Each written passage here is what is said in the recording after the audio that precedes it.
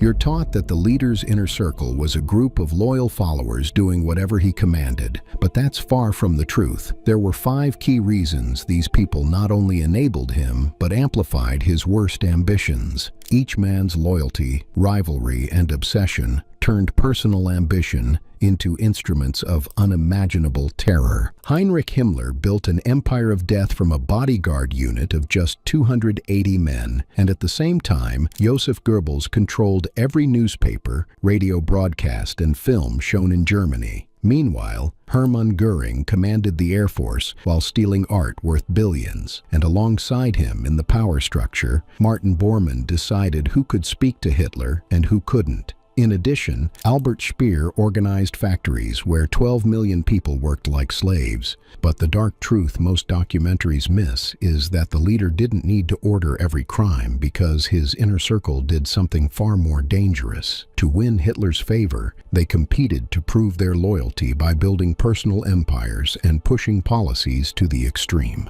And here are the questions that haunt historians. How did these 5 men come together in the first place? And how did they go from early party members to the most powerful men in Germany, each commanding his own empire of terror? The answers show something important about how authoritarian groups recruit and radicalize their most dangerous supporters. Hitler didn't meet these men by chance. He chose them carefully, tested their loyalty, and built a system that turned their ambitions into a nightmare for Germany. To see how their fates collided, let's go back to post-war Germany, where the first steps of their rise began to form. Section 1. The Formation. Germany in 1918 was a wreck after World War I ended in a humiliating defeat. About 2 million German soldiers were gone, and the Treaty of Versailles forced Germany to take the blame and pay high costs. The economy collapsed into hyperinflation so severe that people carried money in wheelbarrows just to buy bread. By 1923, a loaf of bread that cost 250 marks in January required 200 billion marks by November, according to historical and economic accounts. Life savings became worthless overnight, and middle-class families lost everything. Political violence erupted in the streets as different groups fought for control, with communist revolutionaries clashing against nationalist militias, while the government struggled to maintain order. Many Germans felt betrayed by their own leaders for signing the armistice, adding even more tension to an already unstable situation. But the military defeat seemed impossible to accept, especially since Germany's army had still been fighting on foreign soil when the war ended. As a result,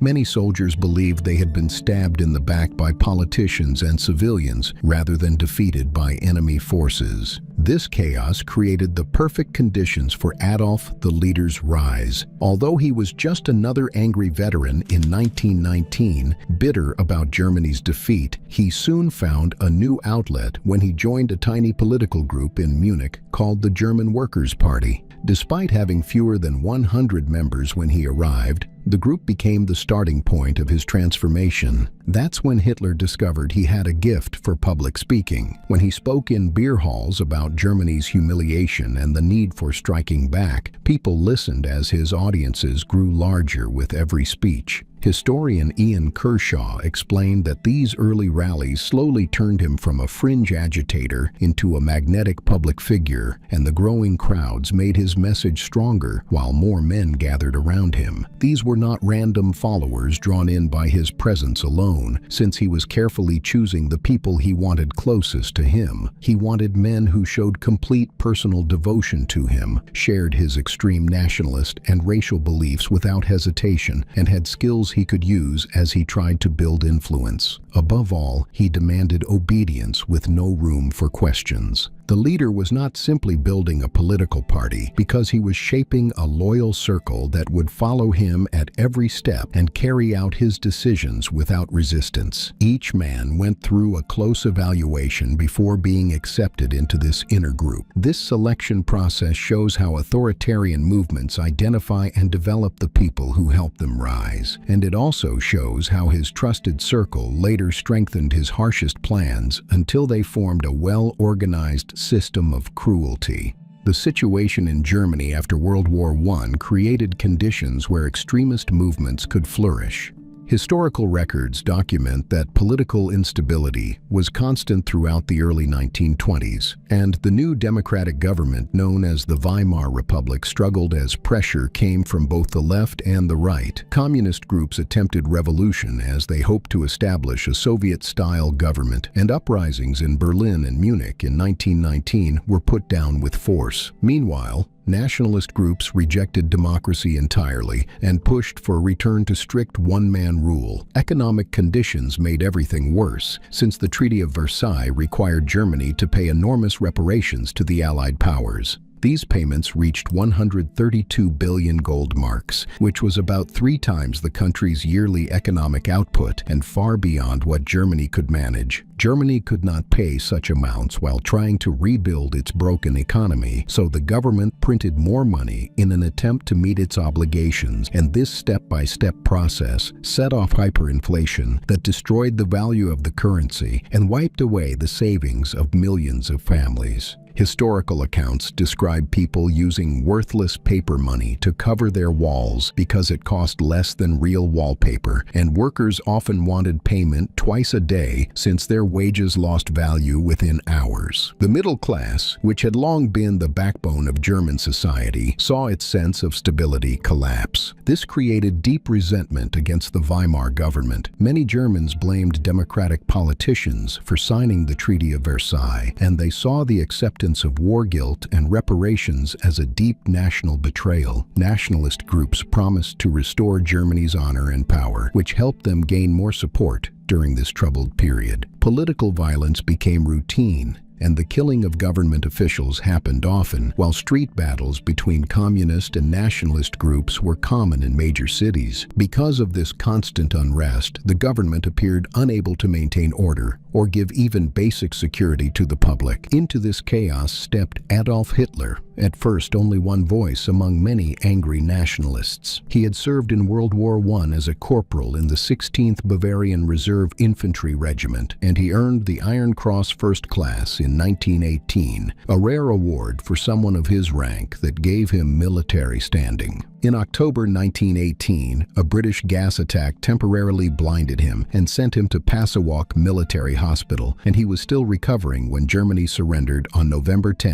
1918. Historical accounts describe this as a pivotal moment in the leader's personal mythology. In his later telling, this experience pushed him toward politics as he claimed he wanted to restore Germany's strength, and whether this story was true or partly shaped afterward matters less than what it shows about his self-image. He saw himself as a man with a historic mission born from national humiliation, and this belief guided many of his later choices. And to start his historic political career, Hitler joined the German Workers' Party in September 1919. The party was tiny and insignificant, meeting in Munich beer halls with small audiences, yet Hitler quickly became its strongest speaker as his talks began drawing larger crowds. His message about Germany's betrayal and the need for revenge connected with listeners who were already frustrated and angry. According to Kershaw, Hitler soon took charge of the party's propaganda work in early 1920, and he renamed it the National Socialist German Workers' Party, known as the NSDAP. He also created the swastika flag and selected the symbols and colors that defined the group's identity. By 1921, he had positioned himself as the party's unquestioned leader, demanding and receiving full control over its direction. This was not a democratic organization with shared leadership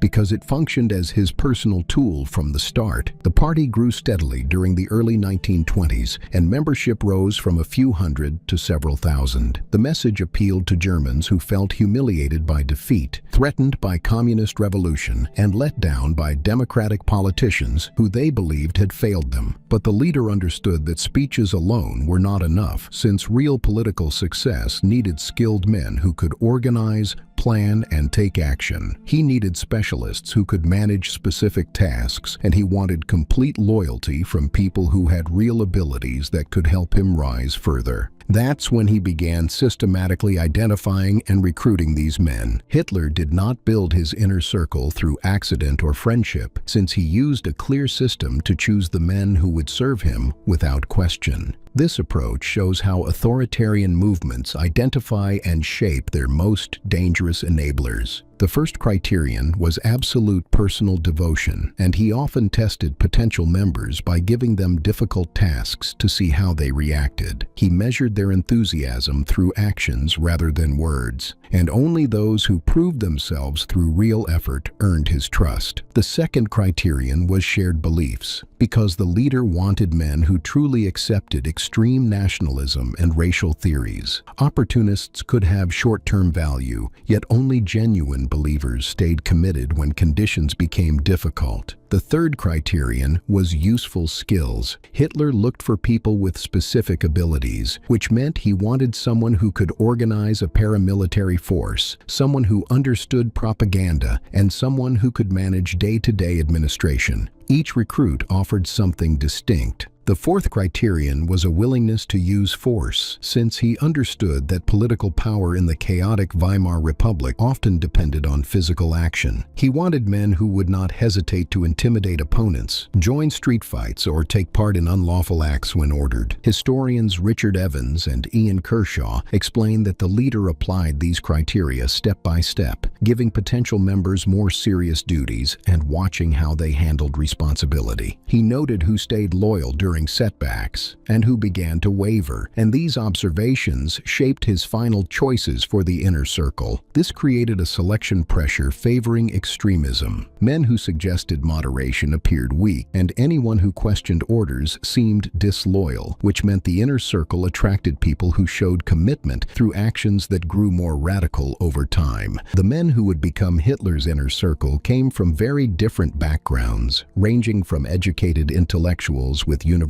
degrees to street fighters who had criminal records. Some had military experience from World War I, while others had never worn a uniform, yet they were drawn together by shared beliefs. They felt Germany had been betrayed and humiliated, and they blamed specific groups for this, especially Jews and communists, while also believing that violence was an acceptable political tool. They saw in the leader someone who they thought could restore Germany's strength, which made them even more willing to follow him. Most importantly, they were ready to set aside their own ambitions and accept Hitler's authority completely. They did not try to build independent power or challenge his choices, and their loyalty was directed toward him personally rather than toward any principles or party programs. This combination made them effective tools for the leader's aims. They had the skills to carry out important tasks, and the beliefs that justified extreme actions, as well as the loyalty to follow orders without hesitation and the willingness to use force without moral restraint. And each early loyalist gained the Führer's trust through different paths. Heinrich, the SS chief, seemed an unlikely figure for major power, since he was physically unimpressive, only about 5'7" with poor eyesight requiring thick glasses, and he often appeared socially awkward without the presence of stronger personalities. Before joining the party, he had even failed at chicken farming, and Evans and Kershaw describe him as methodical and orderly, but not successful in business. And although other members mocked his odd habits, Hitler noticed traits that others ignored, traits that later proved deadly. What Hitler saw was Himmler's capacity for complete devotion mixed with strong organizational skill, and the SS chief viewed the leader with near religious belief, and evidence from his diaries shows this loyalty was genuine rather than flattery. More importantly for Hitler, Himmler had a careful mind able to turn vague ideas into systems, and when the leader spoke in broad terms about racial purity, Himmler began drafting concrete plans, and when Hitler mentioned needing a loyal guard, Himmler started shaping what became the SS. According to historian Evans, in 1929, the leader appointed Himmler to lead the Schutzstaffel, or protection squadron. At the time, the SS was only a small bodyguard unit of 280 men and remained under the larger SA, the brown-shirted street fighters commanded by Ernst Röhm.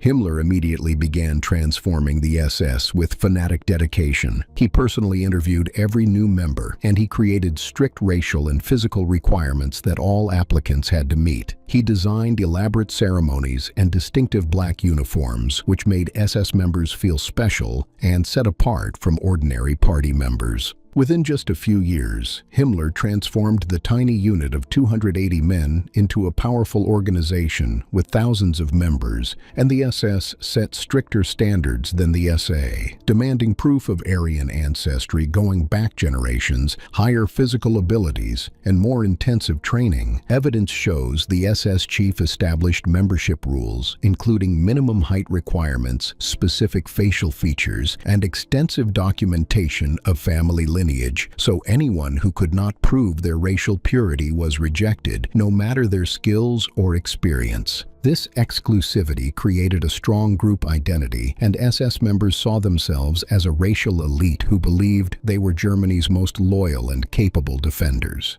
This sense of superiority made them willing to carry out actions that others might question. His reward for loyalty and competence was steadily increasing authority, as Hitler gave Himmler more responsibility with every success, which brought more resources and expanded his power, creating a clear pattern where absolute devotion combined with administrative skill led to greater influence. Himmler proved what Hitler valued most. You did not need to be charismatic or impressive, but you did need to be completely devoted and effective in carrying out the leader's vision, and the SS chief exemplified these qualities perfectly. His awkward manner and failed business ventures did not matter because his organizational skills and absolute loyalty made him indispensable, but Himmler wasn't the only intellectual drawn to Hitler's movement.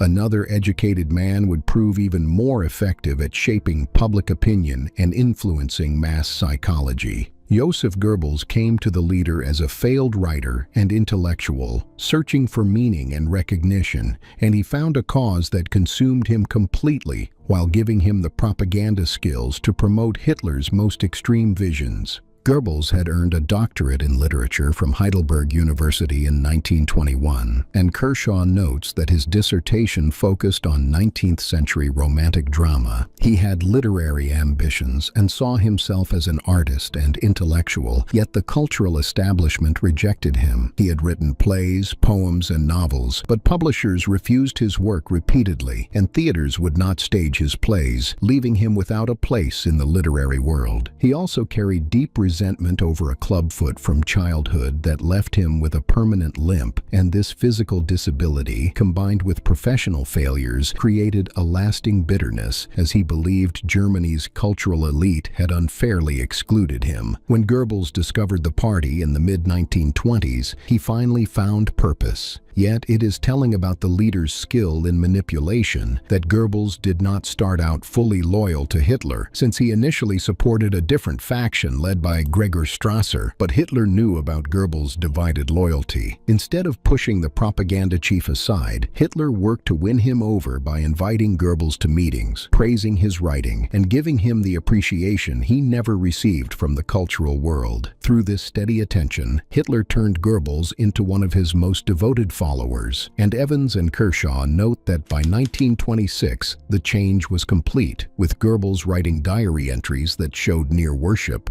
His private notes, preserved in archives, described Hitler as a genius guided by fate, and Goebbels pledged loyalty that would never break, expressing a devotion that often felt closer to faith than politics. More importantly for Hitler, the propaganda chief had a strong instinct for shaping public opinion because he used emotional appeals, relied on simple messages repeated often, and framed party beliefs in ways ordinary Germans accepted easily. The dictator understood that shaping public opinion was vital for gaining and keeping authority, and Goebbels became the ideal figure for this job by mixing intense belief with a sharp sense of mass psychology. According to historian Evans, Hitler gradually gave Goebbels more responsibility over party communications, so that by 1926 he was writing and editing party publications. And by 1928, he managed propaganda for the entire Berlin region, with every speech, poster, and article passing through him or following his guidelines. Goebbels proved his worth through clever propaganda campaigns that helped the Nazis win more votes. This made him invaluable to Hitler, as others focused on organization or force, while Goebbels shaped how Germans understood politics, crafted the mythology of the leader as Germany's savior, justified party party policies and used emotions to overcome rational objections. The relationship between Hitler and Goebbels reveals the leader's skill at manipulation, since he recognized Goebbels' desperate need for validation, provided it strategically, and converted a potential rival into his most devoted follower by meeting psychological needs that the cultural establishment had ignored. But Hitler needed more than organizers and propagandists, since the violent politics of Weimar Germany also required muscle. He needed men willing to use physical force against political opponents. Ernst Röhm provided Hitler with something different but just as essential, since he commanded the Sturmabteilung, or SA, the party's paramilitary force of brown-shirted street fighters that gave the party muscle in the early years when political power often came from controlling the streets. Röhm was a tough military veteran who had served in World War I, and he believed in revolutionary nationalism, thinking Germany needed to be completely remade through force, with a vision in some ways more radical than Hitler's, aiming for a full transformation of German society. The SA that Röhm led protected party gatherings from disruption, intimidated opponents, and prevented them from organizing effectively, while also engaging in street battles with communist paramilitaries for control of working-class neighborhoods, providing the physical security needed for political organizing. Historical evidence documents the SA's crucial role in the party's growth, because without its violence and intimidation, party rallies would have been disrupted. Speakers shouted down or attacked, and the party might never have survived the chaotic street politics of Weimar Germany. Röhm's SA gave Hitler the physical force he needed to build his movement. By the early 1930s, the brown-shirted fighters numbered in the hundreds of thousands, and they were organized like a military force, complete with uniforms, ranks, and command structures, functioning as a private army loyal to the party rather than to the German state. Röhm himself was loyal to Hitler personally, having known him since the early 1920s and supported him through multiple political crises. When Hitler attempted to seize power in the beer hall putsch of November 1923, Röhm participated and was wounded during the attempt, demonstrating his willingness to risk personal harm for the cause. After the putsch failed, Röhm went into temporary exile in Bolivia, only returning to Germany when Hitler called him back to reorganize the SA, which showed his loyalty to the leader above all else. However, Röhm's relationship with Hitler was more complicated than that of other inner circle members, since he saw himself as a comrade and peer rather than a subordinate, having been with Hitler from the beginning and commanding significant independent power through the SA, while also speaking to him more informally than others. This independence would eventually make him dangerous in the leader's eyes, but in the early years, Röhm's SA was essential to the party's success, because the movement needed street fighters before it needed administrators or bureaucrats, and Röhm provided those fighters and led them effectively. The SA's violence served multiple purposes. By 1933, the SA had grown to over 3 million members, vastly outnumbering Germany's regular army, which the Treaty of Versailles limited to just 100,000 men, giving Hitler enormous leverage in political negotiations and intimidating potential opponents. At the same time, Hitler was cultivating relationships with more respectable figures who could give the party legitimacy beyond the influence of street violence. One such figure would bring military credibility and social respectability. Hermann, the Air Force chief, brought something the party desperately needed in its early years, and those were military credibility and social respectability, since he was a genuine World War I hero, a fighter pilot who had shot down 22 enemy planes and commanded Germany's most famous squadron.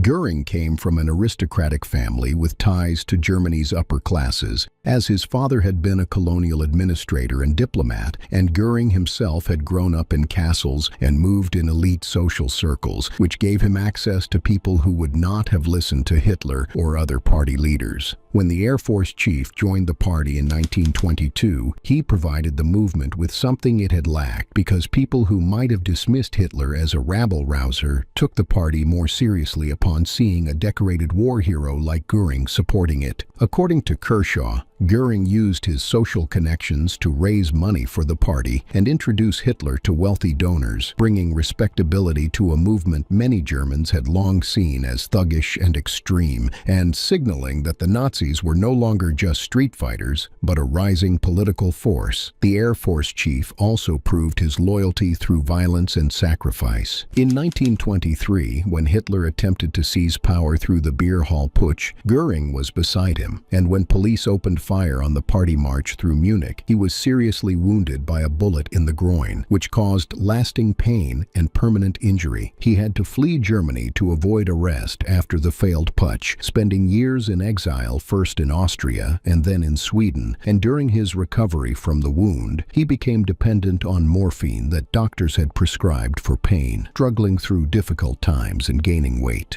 But he never betrayed Hitler or the party, and that loyalty during hardship earned him a permanent place in the leader's inner circle, so that when Hitler was released from prison and rebuilt the party, Göring was welcomed back and given important positions. Historical evidence confirms Göring's military credentials were genuine, as his 22 aerial victories in World War I were verified. His command of the famous Richthofen Squadron after the Red Baron's death was real, and he was decorated with the Pour le Mérite, Germany's highest military honor. This military prestige proved invaluable for the party because it helped convince many Germans, especially veterans and conservatives, that the Nazis were not just revolutionary radicals, but patriotic nationalists aiming to restore Germany's military honor. The Air Force chief's personality differed dramatically from the SS chief's earnest fanaticism or the propaganda chief's intellectual intensity. Göring was hedonistic and fond of luxury, enjoying hunting, collecting art, and displays of wealth, while lacking the ideological commitment that drove Himmler or Goebbels,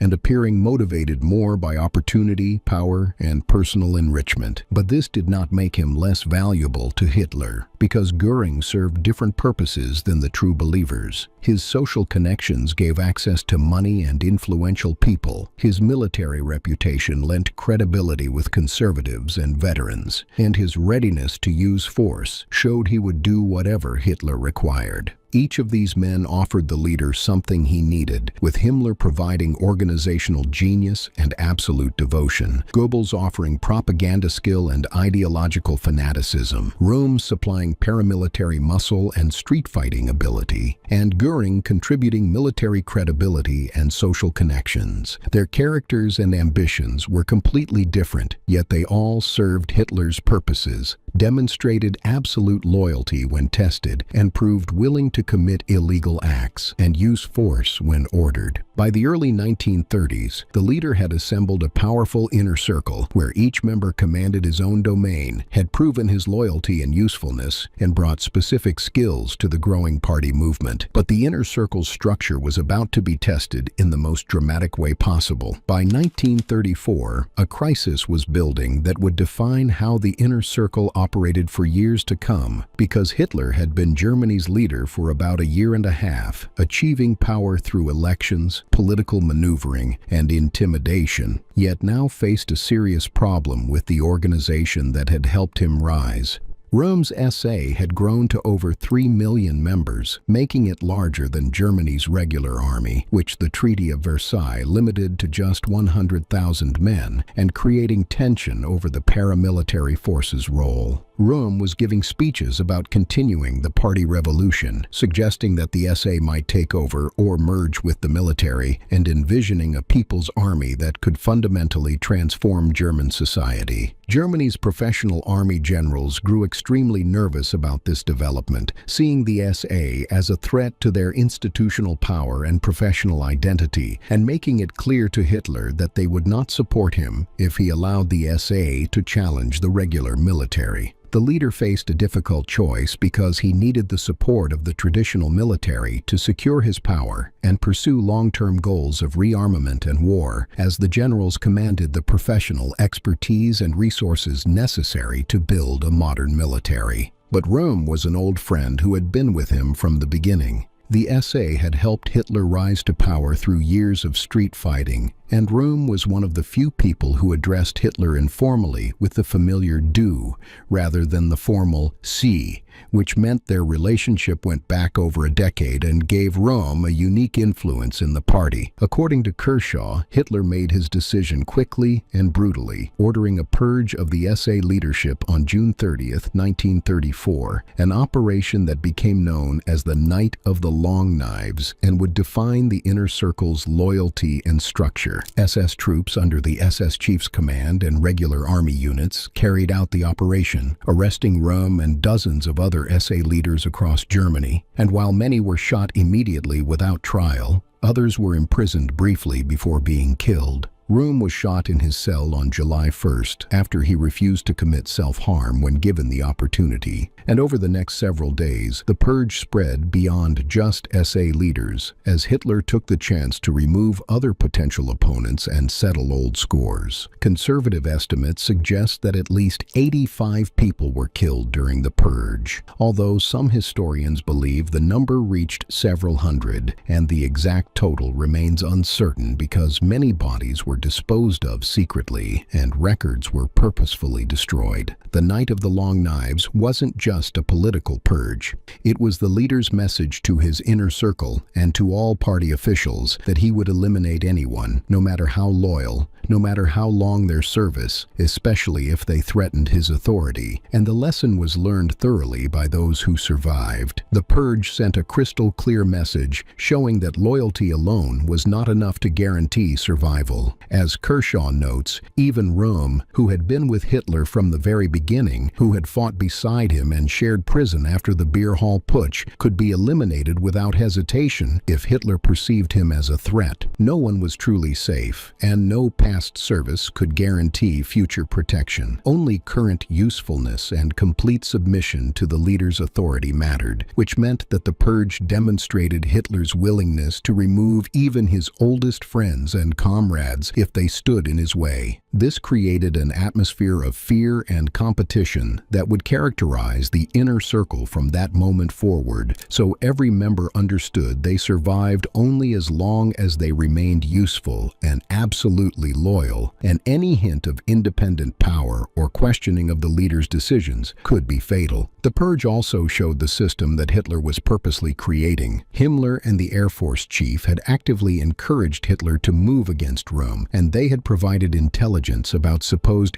SA plots against the leader, while volunteering their forces to carry out the killings. They had competed to prove themselves more loyal and useful than Röhm, which showed how personal ambition and strategic calculation shaped the inner circle. Why would they do this?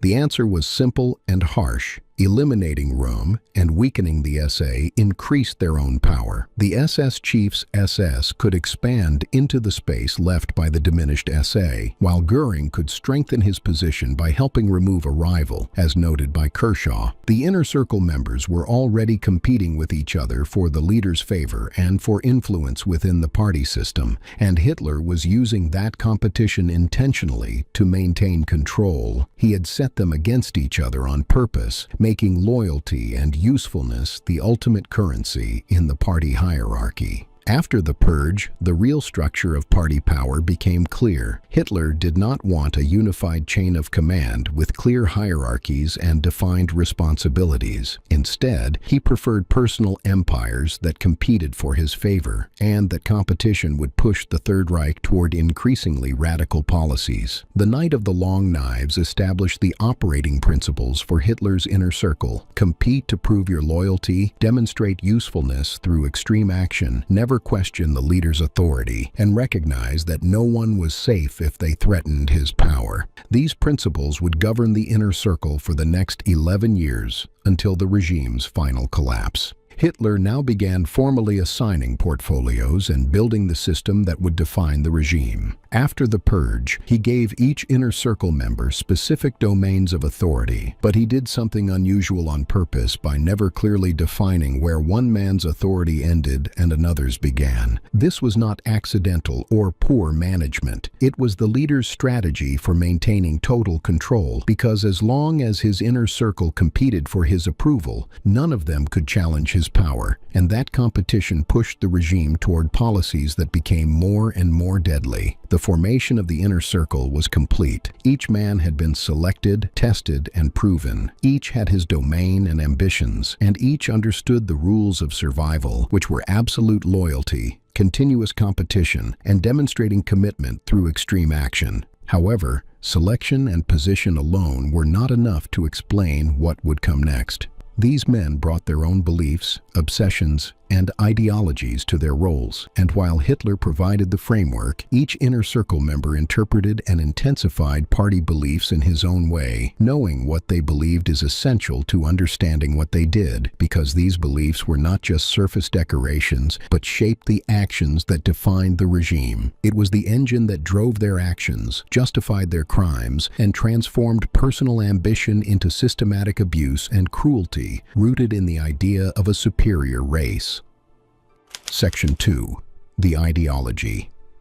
The men surrounding Hitler weren't randomly selected. They shared something deeper than loyalty or ambition. They believed in a specific worldview that shaped every decision they made. This belief system is essential to why they acted as they did. Why did they follow the leader to the end? Why did they commit crimes that seem incomprehensible to ordinary people? This wasn't a traditional political program with policies that could be debated or modified. It was a complete vision of how the world worked. It explained everything, and it demanded total commitment. At the core of party beliefs stood one central belief that explained everything else. The world was imagined as divided into superior and inferior races, locked in an eternal struggle for survival. This idea was not presented as an opinion, but as a scientific fact, described as a natural law governing human existence, much like gravity governs falling objects. According to Richard Evans, party theorists claimed races were fundamentally different in ability, character, and worth. They argued that these differences could not be changed through education or environment, and were instead permanent biological realities. At the top of this constructed hierarchy stood the Aryan race, identified primarily with Germanic peoples. Party teachings claimed that Aryans had created all great civilizations and possessed unique qualities of intelligence, creativity, and strength that distinguished them from all others. Evidence from party educational materials shows that this worldview was taught systematically. School textbooks included elaborate charts depicting racial hierarchies, and students were instructed to measure skulls and classify facial features, learning to identify racial characteristics before mastering algebra or chemistry. Below the Aryans in this fabricated ranking came other European populations, with Slavic peoples classified as inferior and suited primarily for labor under German supervision. According to party ideology, Slavs lacked the capacity for self-government or cultural achievement, and their proper role was serving German masters rather than ruling themselves. But there was one group placed even lower. At the bottom of this racist hierarchy, party beliefs placed Jews, and this was not religious prejudice that conversion could fix, since Evans explains that the party defined Jewishness as racial, permanent, and unchangeable. By this logic, Jews represented an existential threat to all other peoples, especially Aryans, and Kershaw notes that party theorists described Jews as parasites who weakened host nations from within and lacked creative ability, surviving only by exploiting others. This ideology went far beyond traditional hatred, since party teachings claimed Jews worked through deliberate conspiracy, supposedly controlling international finance, influencing governments, spreading harmful ideas, and weakening racial purity through intermarriage. Hitler's inner circle accepted these ideas as fundamental truth, and evidence from private diaries, letters, and recorded conversations shows Himmler, Goebbels, Heinrich, and Bormann genuinely embraced these beliefs, not just for career gain. Goebbels' diary, cited by Kershaw, reveals his constant fixation on alleged Jewish plots, even in private notes never meant for publication. And Evans shows that Himmler's correspondence displayed the same conviction, with frequent references to racial purity and Aryan superiority as unquestioned facts. This shared worldview created strong bonds among the leadership, since they saw themselves as people who understood hidden racial truths while others remained blind. And this self-image as guardians of truth justified any action they believed necessary in defense of their racial mission. Yet the racial beliefs went beyond abstract theory. The beliefs demanded action based on these supposed racial truths, and if races were locked in a struggle for survival, then Germany had to act aggressively to secure Aryan dominance, since hesitation signaled weakness, and weakness threatened survival, creating constant pressure for more extreme measures. Heinrich Himmler showed how deeply these ideas shaped the inner circle, and as head of the SS, he built an entire organization around these racial principles. The SS required proof of Aryan ancestry for generations, and applicants had to document family trees in detail. And any Jewish or Slavic ancestry meant immediate rejection, no matter how distant. Physical appearance carried great weight, and preference went to tall, blonde, blue-eyed candidates who matched the imagined Aryan ideal, and Evans notes that the SS kept strict physical rules, including height limits and classifications of skull and facial features. Himmler also created breeding programs that encouraged SS men to father children with racially approved women, and these programs, called Lebensborn, offered medical care and financial help for mothers of SS children. He spoke often about forming a new racial elite through selective reproduction and removing groups he considered inferior, and these were not casual thoughts but organized programs receiving strong support. Evans writes that Himmler truly believed the SS was shaping a new racial aristocracy, and he studied obscure theories about ancient Germanic tribes until he convinced himself the SS was restoring old warrior traditions, and his commitment to these beliefs was nothing but absolute. This commitment shaped every decision Himmler made as one of the most powerful men in the regime. When he expanded the camp system, he saw it as protecting racial policies, and when he organized mass killings of targeted groups, he viewed these measures as defending the Aryan race against existential threats. Reinhard Heydrich, the SS chief's deputy, approached racial beliefs with colder calculation but equal commitment. The security chief organized the systematic documentation of Jewish populations across Europe, and his agencies created detailed card files tracking ancestry, property, and locations. This bureaucratic machinery prepared the way for later operations by identifying people and planning logistics. According to Richard Evans, Heydrich treated racial policy as a technical challenge requiring efficient solutions, and he applied extraordinary organizational skill to implementing these beliefs. While others spoke of racial struggle, Heydrich created the systems that translated ideology into practical action, and his combination of fanatic commitment and bureaucratic genius made him exceptionally dangerous. Still, not everyone in the inner circle was an ideological true believer. Hermann Göring showed opportunism most clearly, and evidence suggests the Air Force chief cared more about power, wealth, and comfort than about racial theory or ideological purity. He gained large art collections through theft, built lavish estates, and hosted guests with displays of luxury that embarrassed other leaders. And Kershaw notes his lifestyle resembled that of a Renaissance prince rather than a revolutionary.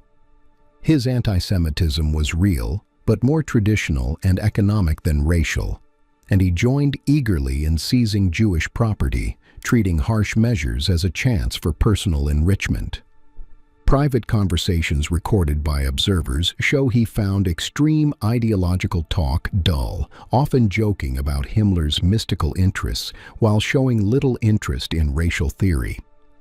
Evans adds that Göring sometimes protected individual Jews who had business value, and this was not compassion but calculation, since if someone served his interests, he allowed exceptions, while true believers like the SS chief rejected any compromise. However, Albert Speer represented another type within the inner circle. Speer claimed after the war that he focused only on technical matters and ignored beliefs. This version of events was mostly false, yet it still shows something important about how some members of the inner circle related to party beliefs. Documents show that the arms minister accepted the main ideas of party beliefs without thinking deeply about the details. He believed that Germany should be great, and he accepted the idea that the country needed to grow by force. Plus, he even took part in programs that used slave labor without showing moral concern. However, he did not share the fierce commitment that drove Himmler or the propaganda chief. Speer's main loyalty was to the leader as a person, not to the beliefs. He saw the German leader as a genius and devoted himself to turning the leader's building plans and weapons projects into reality. For him, the personal relationship mattered more than any set of ideas. This made the arms minister useful, yet he was less dangerous than the true believers who would have continued the mission even without the leader watching over them. Speer needed the leader's approval and direction, while the true believers needed only the beliefs themselves. Nevertheless, the distinction between believers and opportunists mattered less in practice than it might seem. The regime most often rewarded people who showed their loyalty to its ideas through what they did, not just what they said. Himmler rose to great power because he built organizations that turned racial policy into a daily reality. The security chief became vital to the regime when he built tightly organized systems for the harsh treatment of people the state targeted. Even those who mainly sought personal gain soon saw that they rose fastest when they looked loyal to the ideology. Over time, this pushed the system to favor more extreme figures. Members of the inner circle competed to prove their commitment with ever more radical plans and actions. Anyone who suggested milder policies or basic human kindness risked being seen as weak or even disloyal. As a result, the system lifted the most ruthless people into positions of power and pushed aside those who tried to slow the harm. Meanwhile, Joseph Goebbels demonstrated how beliefs and opportunism could combine in one person. Goebbels was a true believer who joined the party movement when it was still small and powerless, and his early diary entries, as examined by Kershaw, reveal a strong commitment to the party's ideas about race and its revolutionary aims. Years before such views brought him any advantage, he wrote passionately about German destiny and what he saw as a Jewish plot. And these private writings, which he never meant others to read, make his beliefs appear sincere. At the same time, the propaganda chief drove himself forward with fierce ambition and carefully worked his way into the leader's inner circle, since he understood that whoever shaped propaganda could also gain power and respect. His ideological commitment was real, yet it matched his personal ambition so closely that belief and self-interest pushed in the same direction instead of pulling apart. In his book, The Third Reich, historian Michael Burley argues that this mix of faith and ambition was common in the inner circle, since many men could truly accept the beliefs while also seeing that they opened clear paths for promotion. These two motives did not clash but worked together because the beliefs drew in convinced followers while at the same time rewarding opportunists who learned to speak the language of the movement with skill. But the beliefs encompassed more than just racial theories. Party beliefs taught that Germany had to gain much more territory in order to survive. This idea, known as Lebensraum or living space, was just as central to party thinking as its ideas about race. These two beliefs were closely linked, since expansion was presented as the natural right of a superior race and as a way to create more room for that race to grow. The argument went like this. Germany was said to be surrounded by weaker peoples who lived on valuable land, and the German race, described as stronger and more deserving, was told it had the right to control this territory. Supporters also claimed that Germany needed more farmland and natural resources to support its people and its economy. Because of this, they said expansion was not simple aggression, but a fair act of self-defense and a step needed for survival. As a result, this belief shaped the whole approach of the inner circle to foreign policy and military planning. They did not see expansion as just one choice among many. They saw it as a matter of national life and death that Germany could not avoid. In their minds, failure to expand meant the slow death of the race through hunger and decline. The German leader wrote at length about Lebensraum in his books during the 1920s, and he stated that expansion had to move east into Poland, Ukraine, and Russia, instead of turning to overseas colonies. He insisted that the new land had to lie right next to Germany and that the people already living there had to be removed to make room for German settlers. In this way, his writing was not just vague theory, but a clear plan for future wars of expansion. Therefore, the inner circle absorbed these ideas and built their careers on carrying them out. When the SS chief drew up plans for SS settlements in conquered lands, he was working from this same idea. And when Göring oversaw the economic stripping of occupied regions, he also followed this framework. When Heydrich organized the removal of whole communities, he carried out this vision in practice, and records from planning meetings in the late 1930s, as compiled in Hitler and His Generals by Helmut Heiber and Gerhard Weinberg, show that ideas about living space guided nearly every discussion. Military operations were planned with clear goals of seizing farmland and key resources, while administrative systems were set up to support German colonization, and population policies focused on pushing out Slavic residents to open space for German settlers. This was not simply a clever excuse for the usual struggle between great powers, since the inner circle truly believed that Germany would fall apart if it failed to gain more living space. These beliefs persuaded them that expansion was a form of self-defense rather than an aggressive choice, and this way of thinking let them chase conquest with little or no moral doubt. The belief that expansion was necessary created a constant sense of urgency that pushed their choices throughout the 1930s. Every year that passed without expansion seemed to leave Germany further behind and weaker, and in their minds, the beliefs called for action sooner rather than later. Still, Lebensraum wasn't just about gaining resources. The concept rested on a vision of a racial empire in which Germans ruled over peoples seen as beneath them.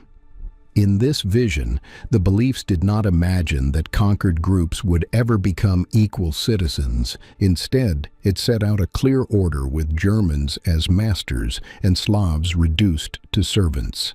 Slavic communities were expected to provide labor under German control, so they would work on German land, build German roads and buildings, and meet German needs. Heinrich Himmler pushed this vision the furthest with detailed plans for SS settlements in the East. In his book Heinrich Himmler, historian Peter Longerich describes how surviving plans called for creating guarded villages filled with SS families. These new settlements were meant to be the backbone of German rule in the East. SS men would work as both farmers and soldiers, and through this double role, they would keep what the party saw as racial control. Himmler pictured these settlements spreading step by step across conquered lands to the east. Each new generation would move further into areas that party beliefs described as empty space waiting for German farming. The people already living in these areas were to be pushed out, worked until they died, or kept in small numbers as farm workers with no land of their own when the regime thought it useful. These ideas were not loose dreams, but detailed plans that included budgets, building designs, and clear timetables for putting them into practice. Therefore, the SS chief commissioned studies on soil quality, climate conditions, and agricultural potential. He recruited specialists to design future settlements and set up training programs for people who would one day become colonists, which meant the beliefs were already being turned into concrete plans that could begin as soon as military conquest created the needed space.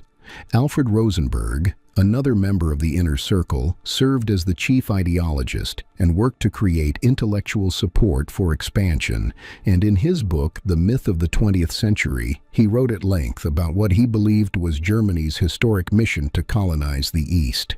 He argued that Germans had a duty to bring culture to people he viewed as inferior, and his writing offered an academic tone to policies that aimed at deliberate killing and conquest.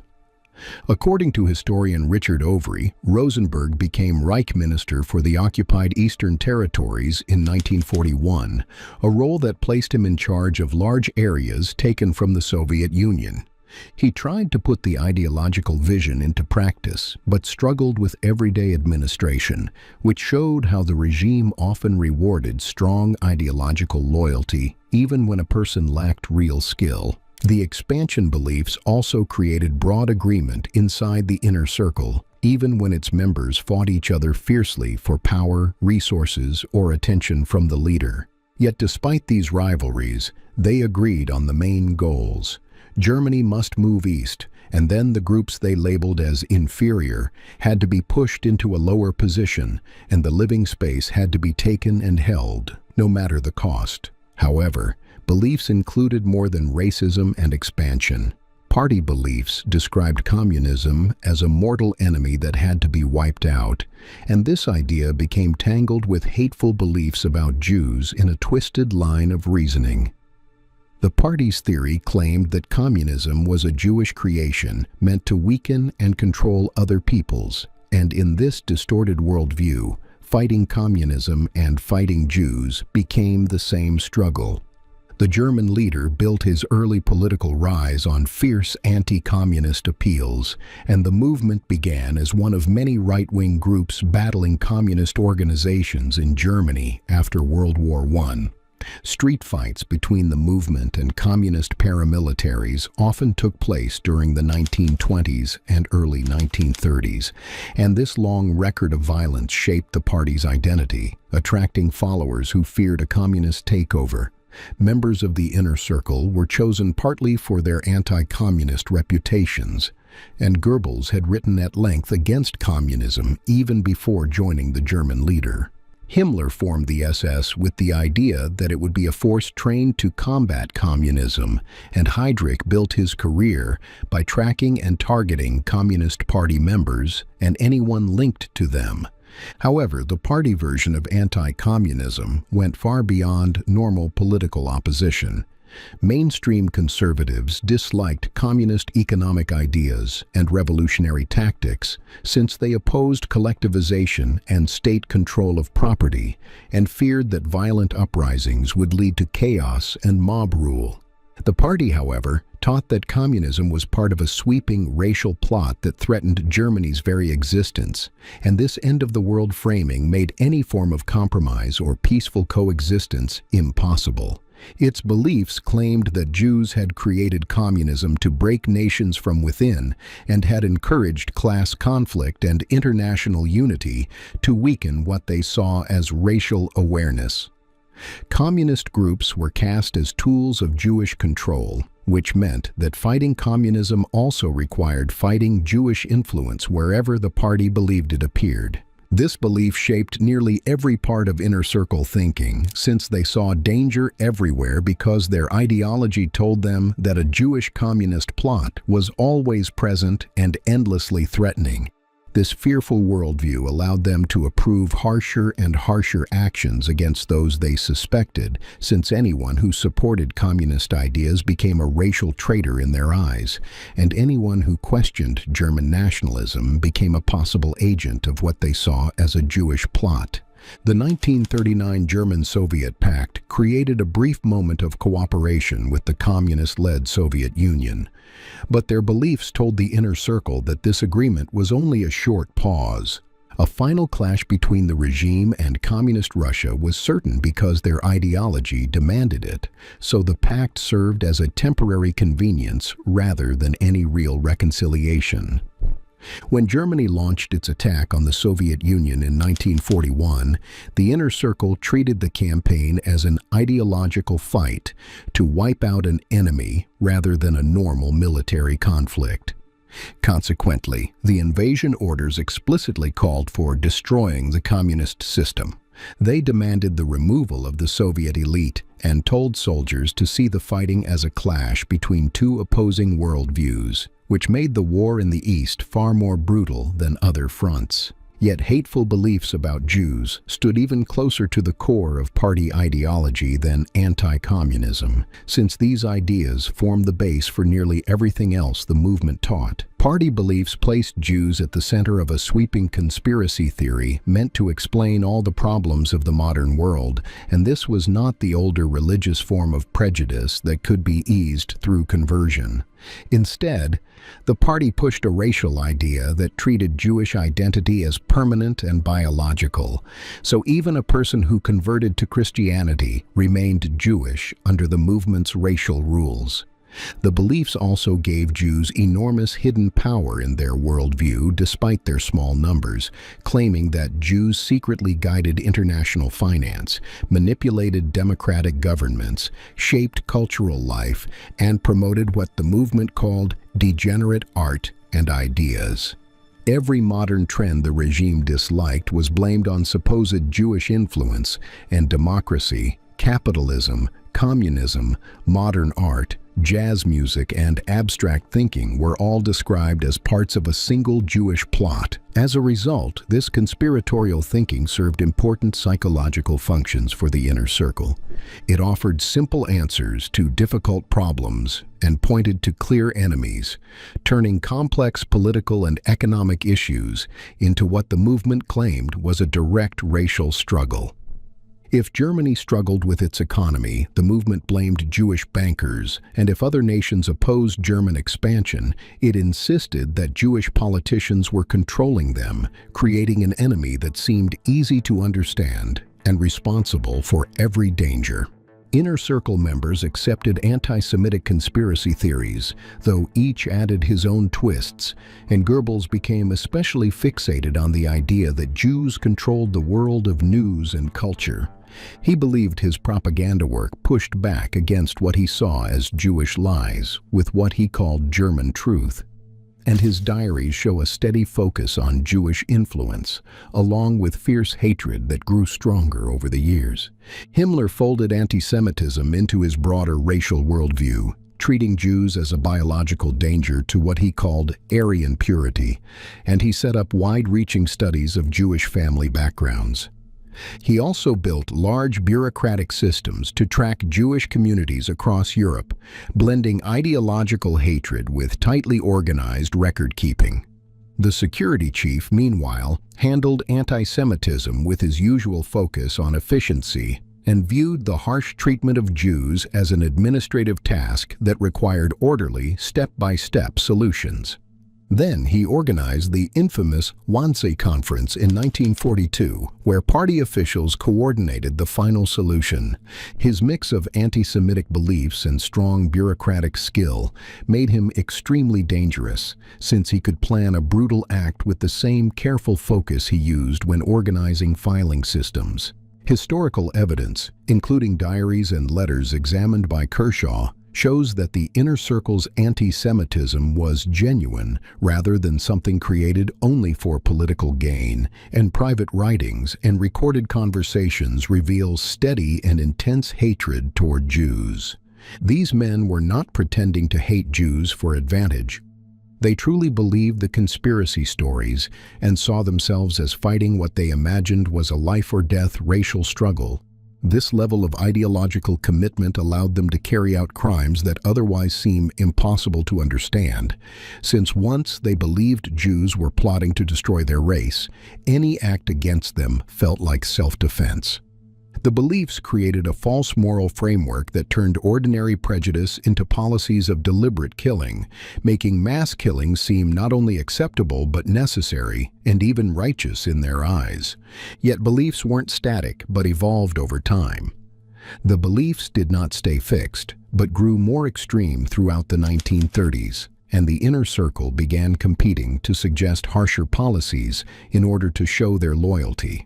This constant pressure pushed the regime toward even more radical steps, since members tried to surpass one another in displays of ideological purity. A historical study by Richard Overy shows that this growing extremism was not mainly the result of the German leader giving direct commands. Instead, the Inner Circle guessed what he wanted and raced to act on it before others could move first. They understood that bold ideological proposals earned praise and promotion, creating a system that rewarded extreme action while discouraging any restraint.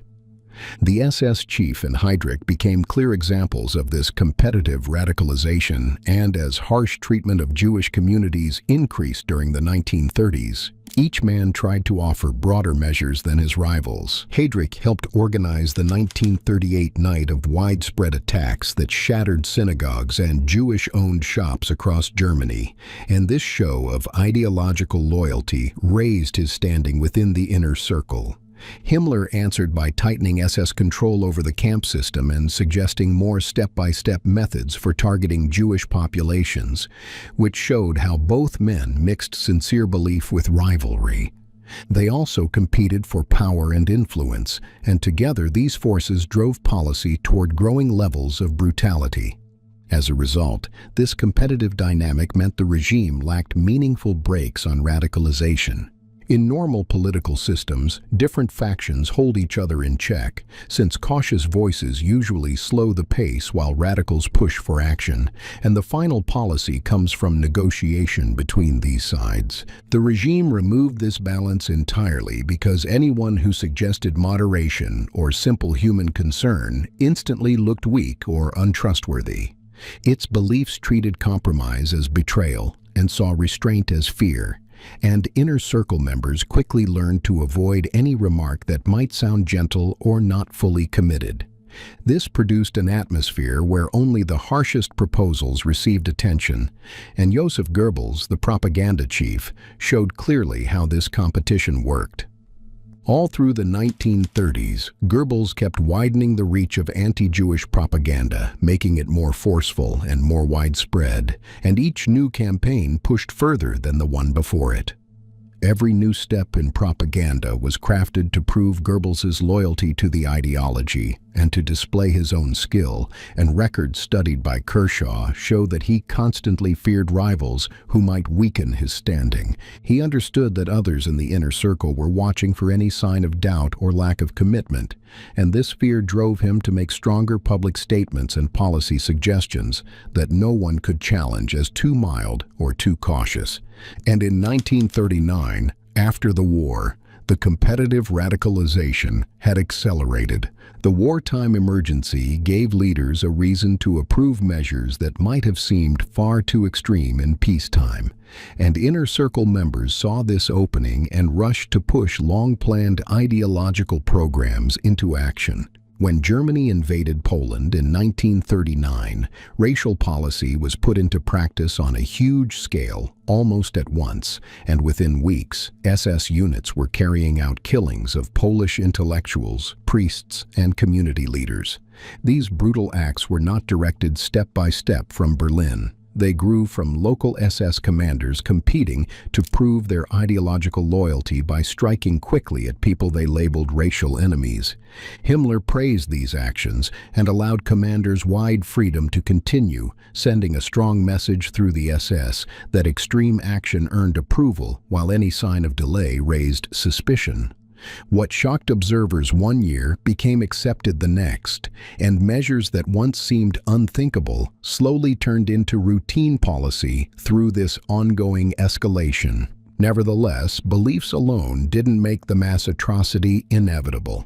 The belief system gave leaders both a reason to act and a sense of direction, yet turning these ideas into step-by-step programs of systematic deaths required organization, resources, and choices made at key moments.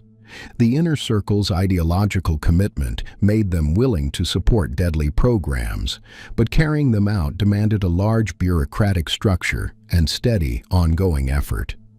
This is where the mix of strong belief and practical skill became especially dangerous, since the SS chief truly accepted racial ideas while also having the organizational ability to build institutions that worked efficiently. The security chief joined deep anti-Semitic convictions with a talent for creating orderly, systematic methods, and the propaganda chief needed both ideological loyalty and technical understanding of modern media to shape public opinion. Therefore, the historical research emphasizes that knowing party crimes requires recognizing how beliefs and organization reinforced each other. The beliefs gave direction and justification, while administrative skill supplied the means, and the inner circle was filled with men who held these two qualities in different amounts. Yet one question remains central. How did intelligent, educated men convince themselves that such grotesque beliefs were true rather than dangerous fantasy? How did capable administrators accept ideas that any clear-headed analysis would dismiss as hateful nonsense? The answer comes from several forces working together. First, the beliefs offered meaning and purpose during years of upheaval, since Germany had faced defeat in the First World War, along with economic collapse and political disorder. The party's worldview explained these disasters and promised a path back to strength and pride, which was mentally appealing even when it ignored actual evidence. Second, the beliefs supported personal ambition, since inner circle members gained great power and comfort by embracing them. The system rewarded loyalty to the ideology with promotion, authority, and material benefits, giving strong incentives to believe the ideas were correct. Third, the beliefs were wrapped in scientific-sounding language, as party writers produced long pseudo-academic works filled with charts, measurements, and formal terms. This gave racial ideas a thin layer of intellectual respectability, allowing educated men to tell themselves they were following science instead of prejudice. And fourth, the beliefs were strengthened through constant repetition and group pressure, since party members sat through countless meetings where these ideas were treated as an obvious truth. Anyone who raised doubts faced isolation or worse, and this echo chamber made extreme beliefs feel normal and even sensible to those inside it. But perhaps most importantly, the beliefs allowed these men to see themselves as heroes rather than villains.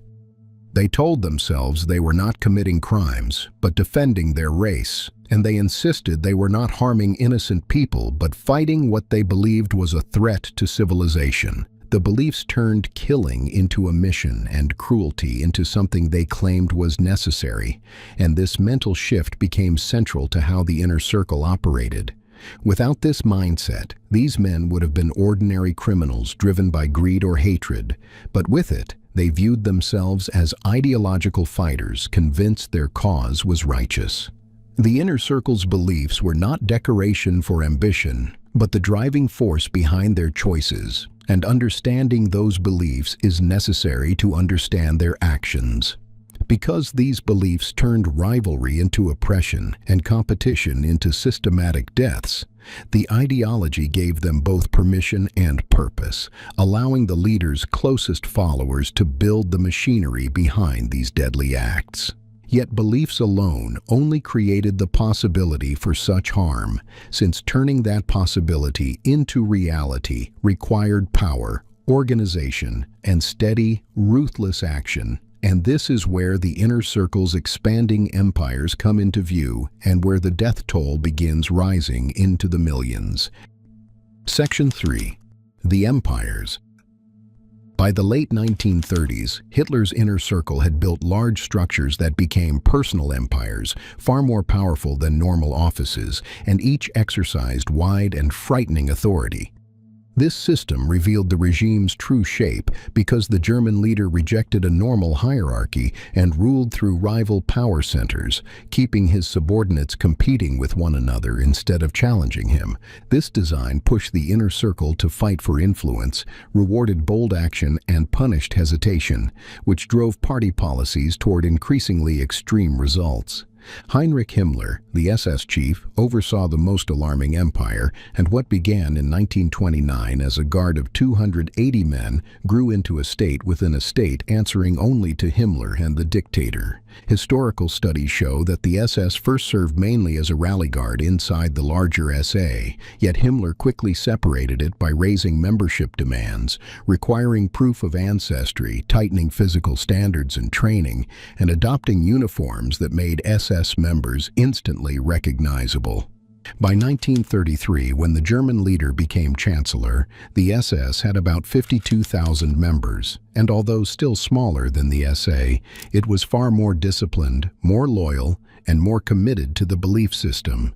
Then came the Night of the Long Knives in 1934. The SS chief used his growing organization to carry out the purge of Röhm and the SA leadership, and this action showed complete loyalty to Hitler, while also removing the SS's biggest rival inside the party. After the purge, the Führer rewarded Himmler by separating the SS from the SA, and now the SS reported directly to the German leader, giving Himmler the freedom to expand his empire without other groups blocking his way. Within only a few months, the SS chief had taken control of every police force in Germany, a level of power unheard of in normal countries, where police report to civilian leaders under legal oversight. Yet under the regime, all police answered to Himmler alone. He combined the many state and local police departments into one national force and then placed that entire system under SS authority, with the regular police, or ORPO, handling everyday order while the security police, or SIPO, focused on political crimes and surveillance. Most ominously, Himmler held full command over the Gestapo, the secret police that could arrest anyone suspected of opposing the regime, keep prisoners for as long as they chose without trial, and use torture during questioning while answering to no court at all. According to historian Richard Overy, the Gestapo employed roughly 32,000 people by 1939, including office staff and informants, and although this number seems small for a nation of 80 million, the Gestapo did not need large forces to maintain control. Consequently, they relied on fear and on ordinary Germans reporting their neighbors. The system relied on psychological terror, since anyone could be arrested on the basis of anonymous accusations, and because no one knew who might report on them, people began monitoring their own behavior and speech. The SS chief also oversaw the concentration camp network that began in 1933, when the first camps held political prisoners, communists, and socialists the regime wanted removed from public life, and although these early camps were harsh, they remained limited in size. Under Himmler's direction, however, the camp system grew step by step as new sites opened across Germany, and the prisoner numbers rose from a few thousand in 1933 to tens of thousands by 1939, with the camps now holding not only political opponents, but anyone the regime labeled undesirable. According to Longerich, documents from camp administrators show that the SS chief organized the system with his usual bureaucratic precision, creating a unified chain of command, setting standard procedures for handling prisoners, and building work programs that later turned into large-scale forced labor operations. In Himmler's broader vision, the camp served many roles at once, since they removed those seen as enemies, frightened the population into compliance, supplied labor for SS-controlled businesses, and acted as testing grounds for putting racial beliefs into practice. So in 1939, the SS empire included far more than police and camps. The SS chief built an economic branch known as the SS Main Economic and Administrative Office, and this division managed a wide range of SS-run businesses, including construction firms, factories, and farm operations. These enterprises relied on concentration camp prisoners who were forced to work without pay in brutal conditions, and while the SS profited from this labor, they claimed they were re-educating or punishing enemies of the Reich.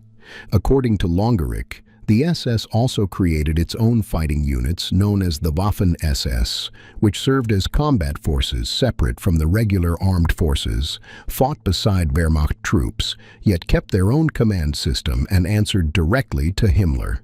The Waffen-SS began with only a small group of a few thousand men in the mid-1930s, but by 1945, it grew into nearly 1 million soldiers organized into dozens of divisions, forming a parallel military machine loyal to the SS rather than to Germany's traditional defense leadership. Himmler also directed intelligence and security work across occupied territories, and as the Third Reich seized new regions, SS teams followed the army to impose party rule, identify and detain resistance figures, enforce racial doctrine, and create local police forces under SS control. This empire expanded through a predictable pattern, since the SS chief would find a function that needed to be carried out, build an SS office to manage it, prove greater efficiency or stronger ideological devotion, and then receive official authority from the Führer over that area of responsibility. As a result, each expansion gave Himmler greater power and additional resources for the next one. Numbers reveal how vast this empire became, since the SS expanded from 280 men in 1929 to 52,000 by 1933, then to roughly 240,000 by 1939, and finally to more than 1 million by 1945, a rise of more than 3,500 times in only 16 years. The concentration camp network, which began with only a few thousand prisoners in 1933, would later hold millions, and the Gestapo, which started with only a small group of officers, eventually relied on informants found in nearly every neighborhood and workplace across the nation. According to Kershaw, the SS chief's empire operated through several connected branches, with the SS forming the core, the police forces supplying enforcement, the camps removing enemies and providing labor, the economic operations producing revenue, the Waffen-SS supplying military force, and the security services gathering intelligence. Each part strengthened the others, since the police could send people to the camps supplied workers for SS-run businesses, the businesses financed further SS growth, and the security units identified new targets for the police to arrest. This self-feeding system expanded steadily throughout the Third Reich period, taking in more resources, employing more people, controlling larger territories, and carrying out policies that grew more extreme over time. But Himmler wasn't the only one building an empire. Joseph Goebbels controlled something even more powerful than the police or the armed forces, since he shaped what Germans saw, heard, read, and believed.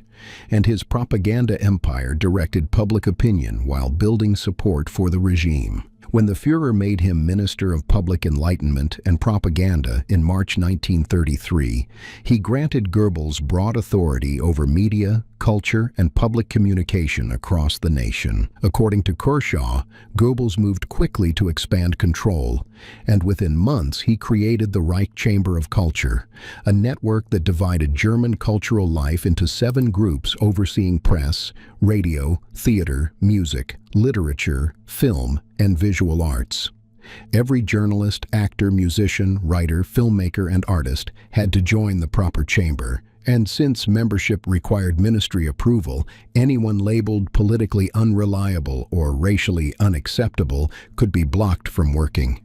This system gave Goebbels near total authority because, without chamber membership, a person could not legally work, and thousands lost their careers when his ministry denied them entry. Longerich notes that by 1939, the ministry had about 2,000 staff members, yet its reach extended much farther through a wide cultural network filled with specialists trained in communication and persuasion. Additionally, the ministry had departments for each media type and target audience. One branch of the ministry managed newspapers and magazines, another oversaw radio, and film had its own division, while other departments targeted youth, women, foreign audiences, and rural communities, each shaping propaganda for its specific group. The propaganda chief knew that shaping content was not enough, so he also controlled access and distribution, meaning his ministry decided who could own newspapers, who received radio licenses, and which films appeared in theaters. Longerich notes that documents from the era show Goebbels personally reviewed major material by reading newspaper proofs, listening to radio programs, and watching films before release, ensuring nothing reached the public without his approval. Radio became especially important, since Goebbels understood it could send the same message to millions at once, and he pushed factories to produce simple receivers known as the people's receiver, which workers could buy with about 2 weeks' wages, and by the late 1930s, more than half of German households owned one. Welch adds that Goebbels made sure German radios tuned only to local stations, making foreign broadcasts hard to hear and keeping the public from receiving outside viewpoints or conflicting information. Consequently, the ministry organized programming carefully to maximize impact. The leaders' major speeches were broadcast live with elaborate ceremonies, and special programs presented party beliefs as entertainment or education, while news broadcasts followed scripts prepared by Goebbels' staff, offering only government-approved versions of events. The film industry operated under a similar level of control, since the propaganda chief placed major film companies under government supervision and required every production to gain approval from his ministry both before filming and again before distribution. Some films promoted party beliefs openly by praising doctrine or attacking enemies, while others appeared to be simple entertainment, yet carried quiet messages that supported the goals of the regime, and Goebbels understood that audiences often accepted ideas more easily through entertainment than from obvious propaganda. The newspaper system was reshaped through a process the Nazis called Gleichschaltung, which meant coordination, and papers that opposed the movement were closed, while those that remained came under indirect state influence through daily press directives. These directives, sent each day from Goebbels' ministry, told editors what topics to cover and how to present them, and they explained which issues to highlight, which to reduce, and which to avoid completely, sometimes even giving editors exact phrases to use. And according to historian Oron J. Hale, preserved directives show remarkable detail, since the propaganda chief did more than set broad rules and often controlled the reporting of specific events by telling editors how much space to give to stories and which photographs to include. As a result, this system created uniform national messaging. Someone could read newspapers in Munich, Hamburg, and Berlin and find almost identical reports of major events, since different papers used different words but still told the same story from the same point of view, and the appearance of diverse media hid the reality of complete central control. Goebbels also directed public events and ceremonies, turning party rallies, demonstrations, and celebrations into carefully staged performances, and his ministry managed every detail from decorations and lighting to music and the exact timing of speeches.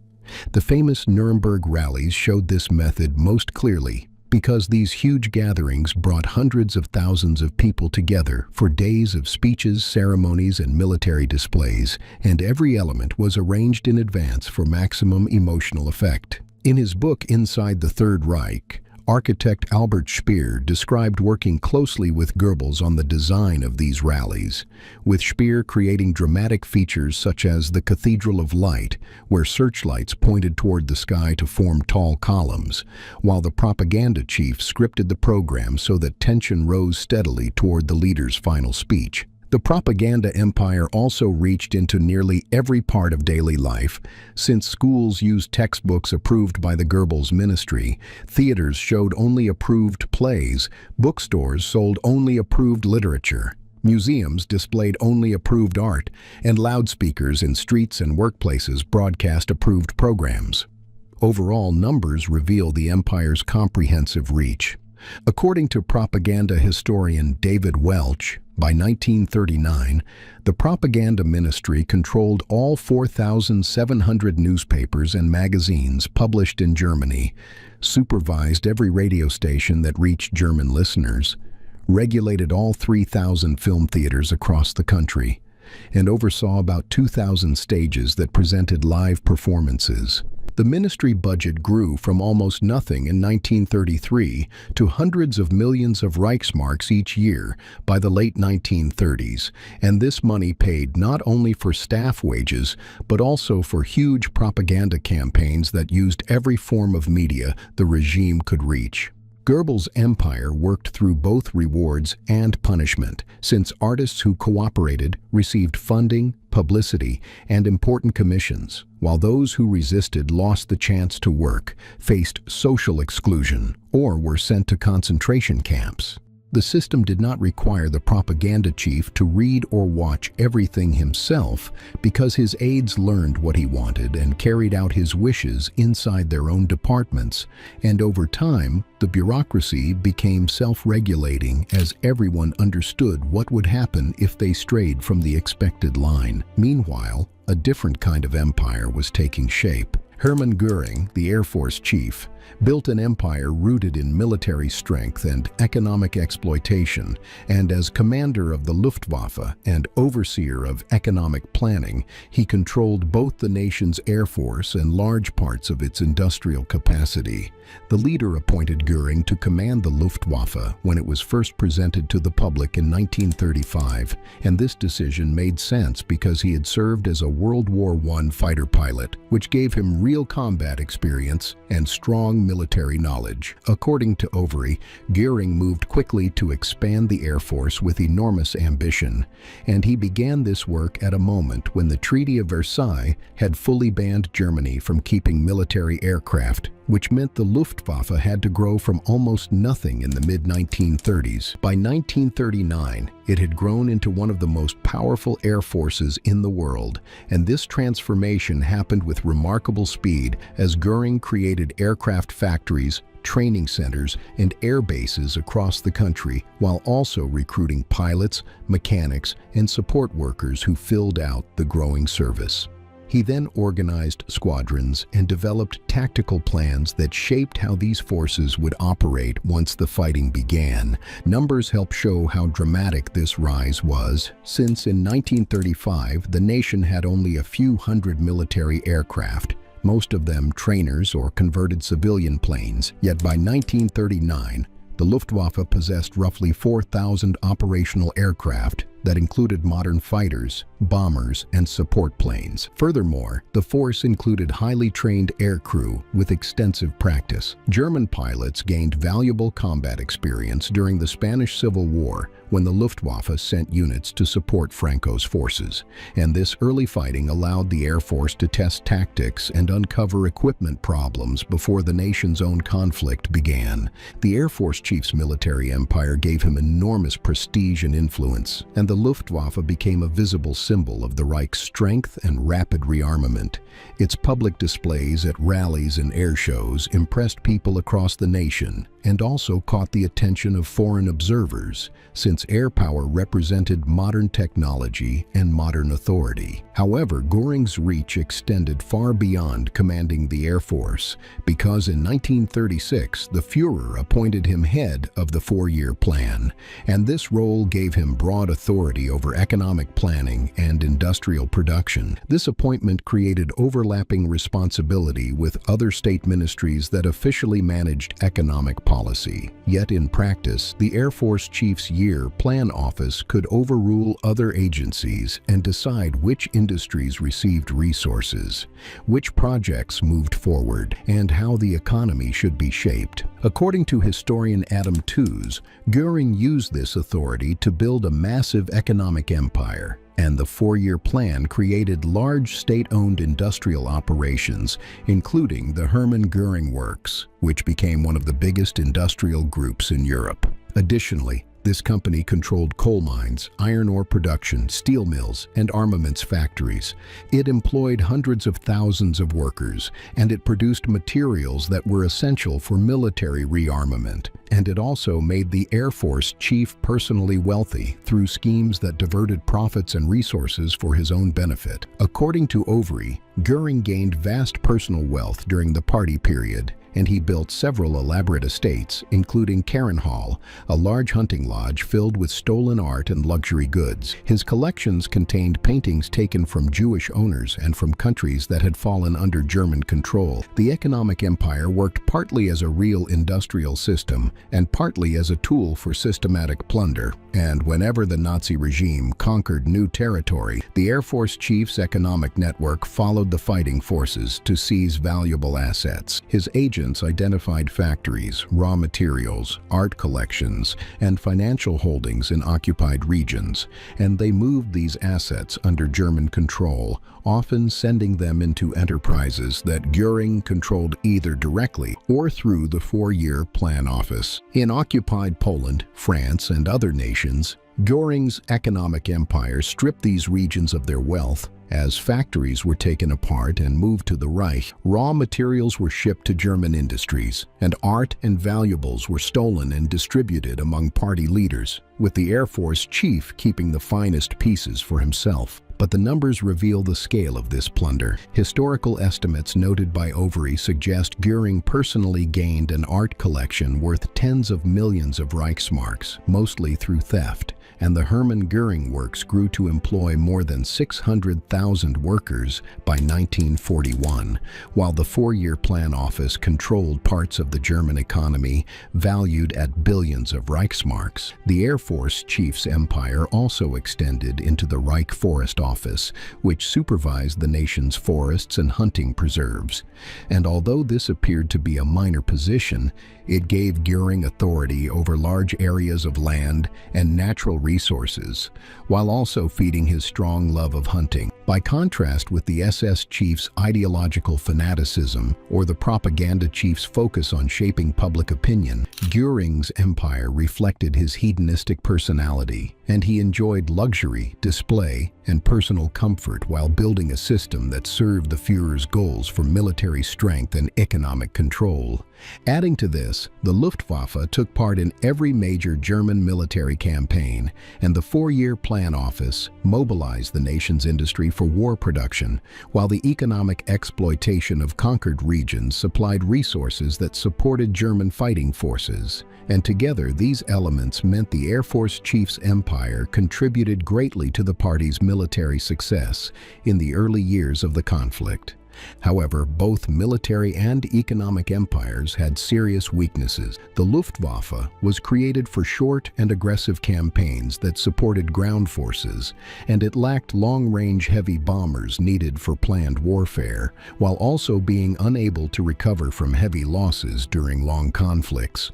So when the fighting turned against the Reich, its weaknesses became serious problems.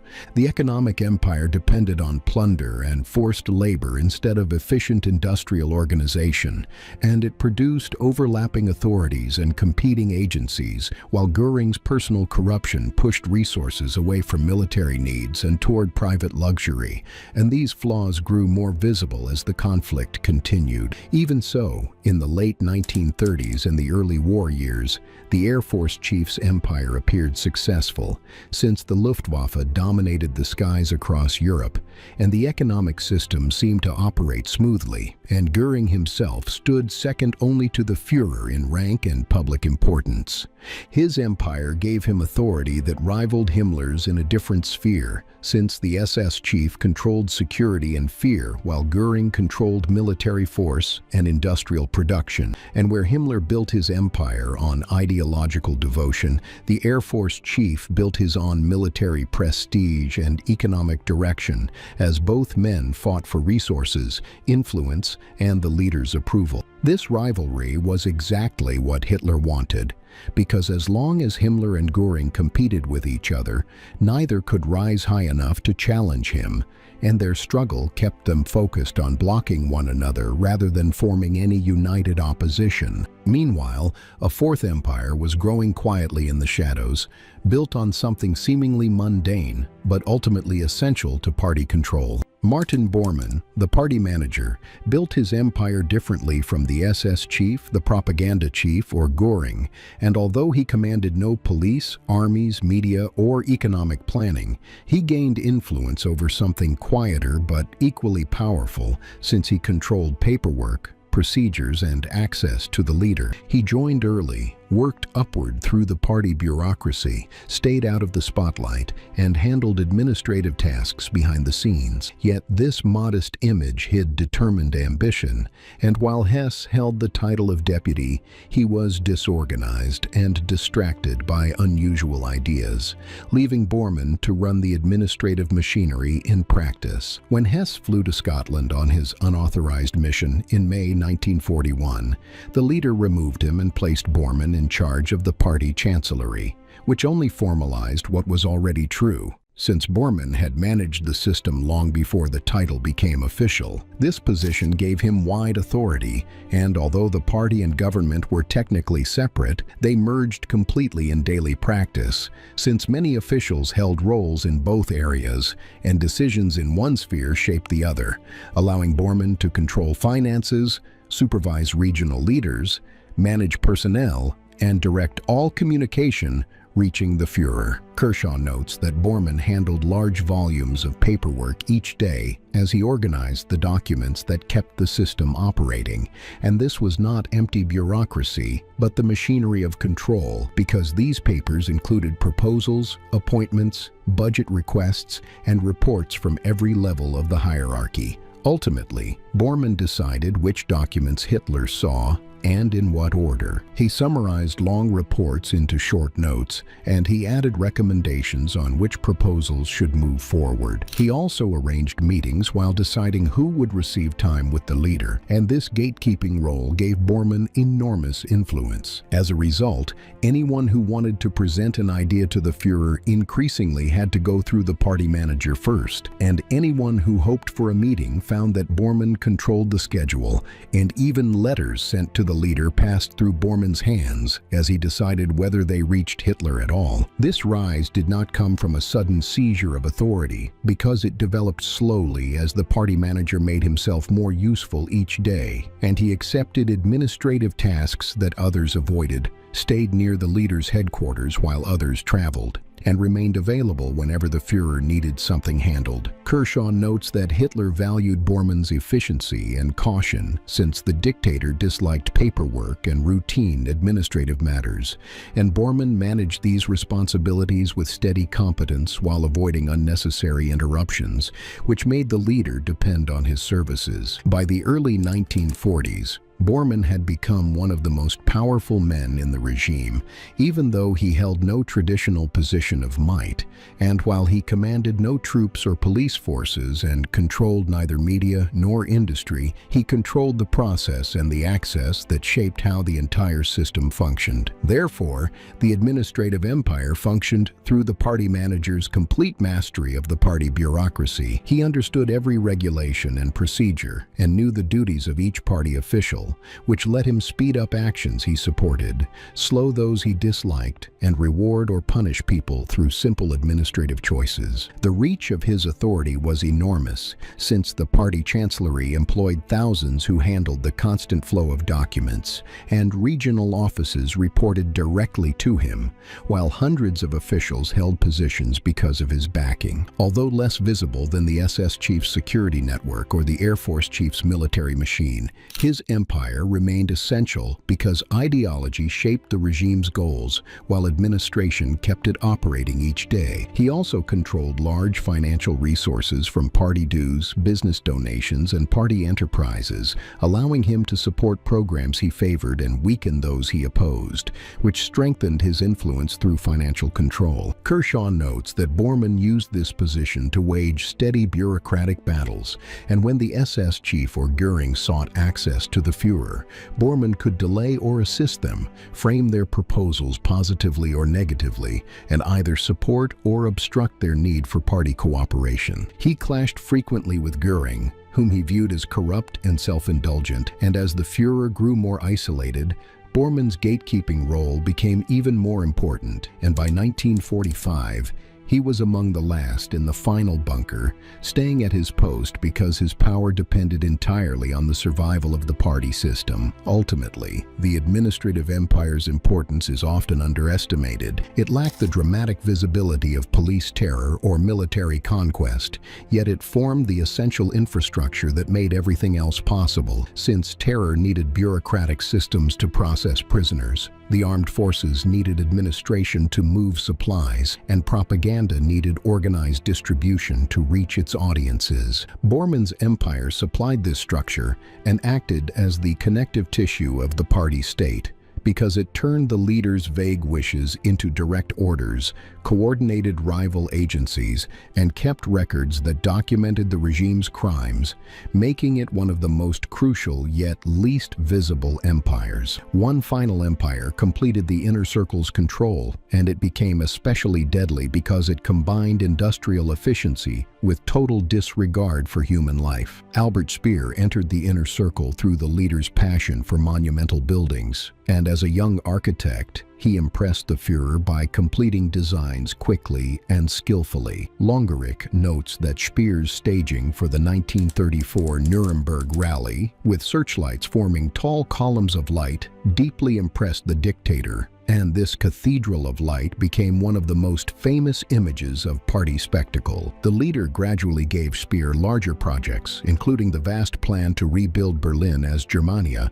a world capital filled with enormous structures such as the Great Hall, which would have been the largest enclosed space on Earth. And these projects brought Speer into regular personal contact with the Führer. Their long discussions about architecture helped create a personal bond, unusual in such a rigid hierarchy, and this closeness lifted Speer's status within the inner circle. Then suddenly, the war changed everything. As the nation fought increasingly desperate campaigns, architectural projects slowly lost importance, and weapons production became the urgent priority. And when Armaments Minister Fritz Todt died in a plane crash in early 1942, the leader appointed Speer to take his place despite the architect's lack of industrial management experience. This choice proved remarkably effective for the movement's war efforts, since the new arms minister showed strong organizational ability by turning skills from architectural project management into methods for directing industrial production.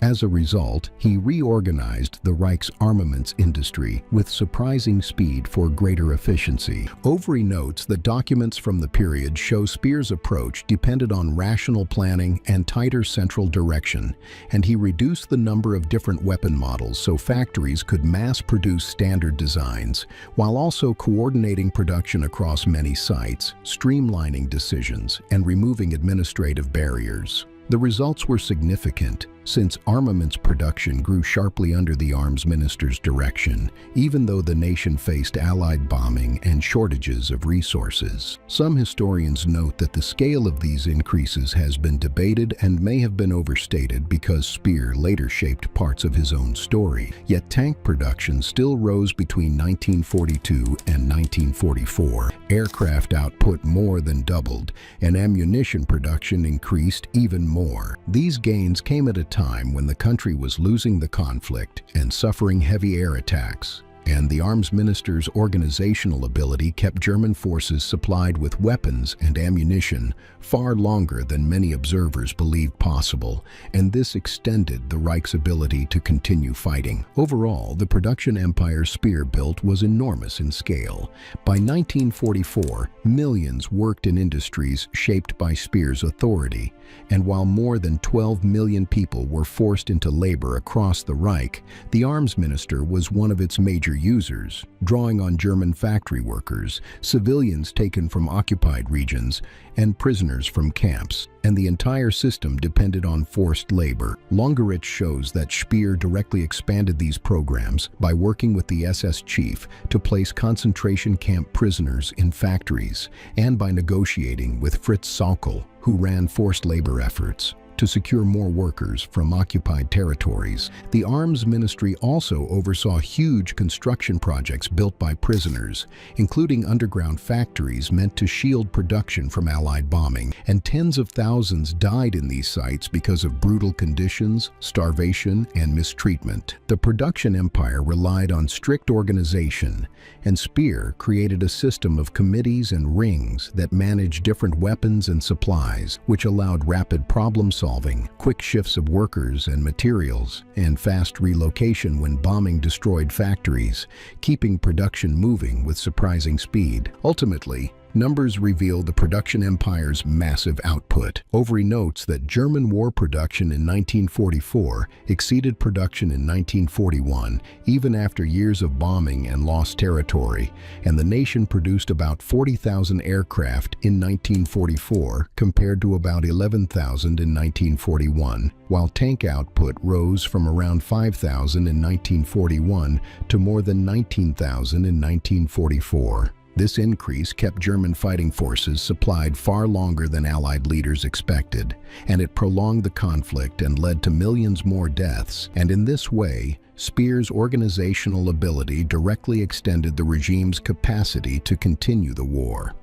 The empire relied mainly on forced labor, since roughly 7 million foreign workers served in Germany by 1944, and about 2 million were prisoners of war, while an estimated 5 million were civilians taken from occupied regions, and hundreds of thousands of camp prisoners also worked in war production. These workers received very little food, poor shelter, and harsh treatment, and those who grew too weak to work were often sent back to camps where many died or were killed through violence, and the system consumed human lives to keep weapons flowing. Overy explains that the arms minister visited factories that used forced labor, and he saw the conditions and received reports on death rates and output, and he understood that the system rested on systematic mistreatment and the killing of workers, yet he continued expanding it because it produced results. After the war, Speer presented himself as an apolitical technocrat. He claimed he focused only on technical problems and stayed away from the belief system, and he described his work as simple industrial management without moral meaning. And this convenient story helped him avoid punishment at Nuremberg.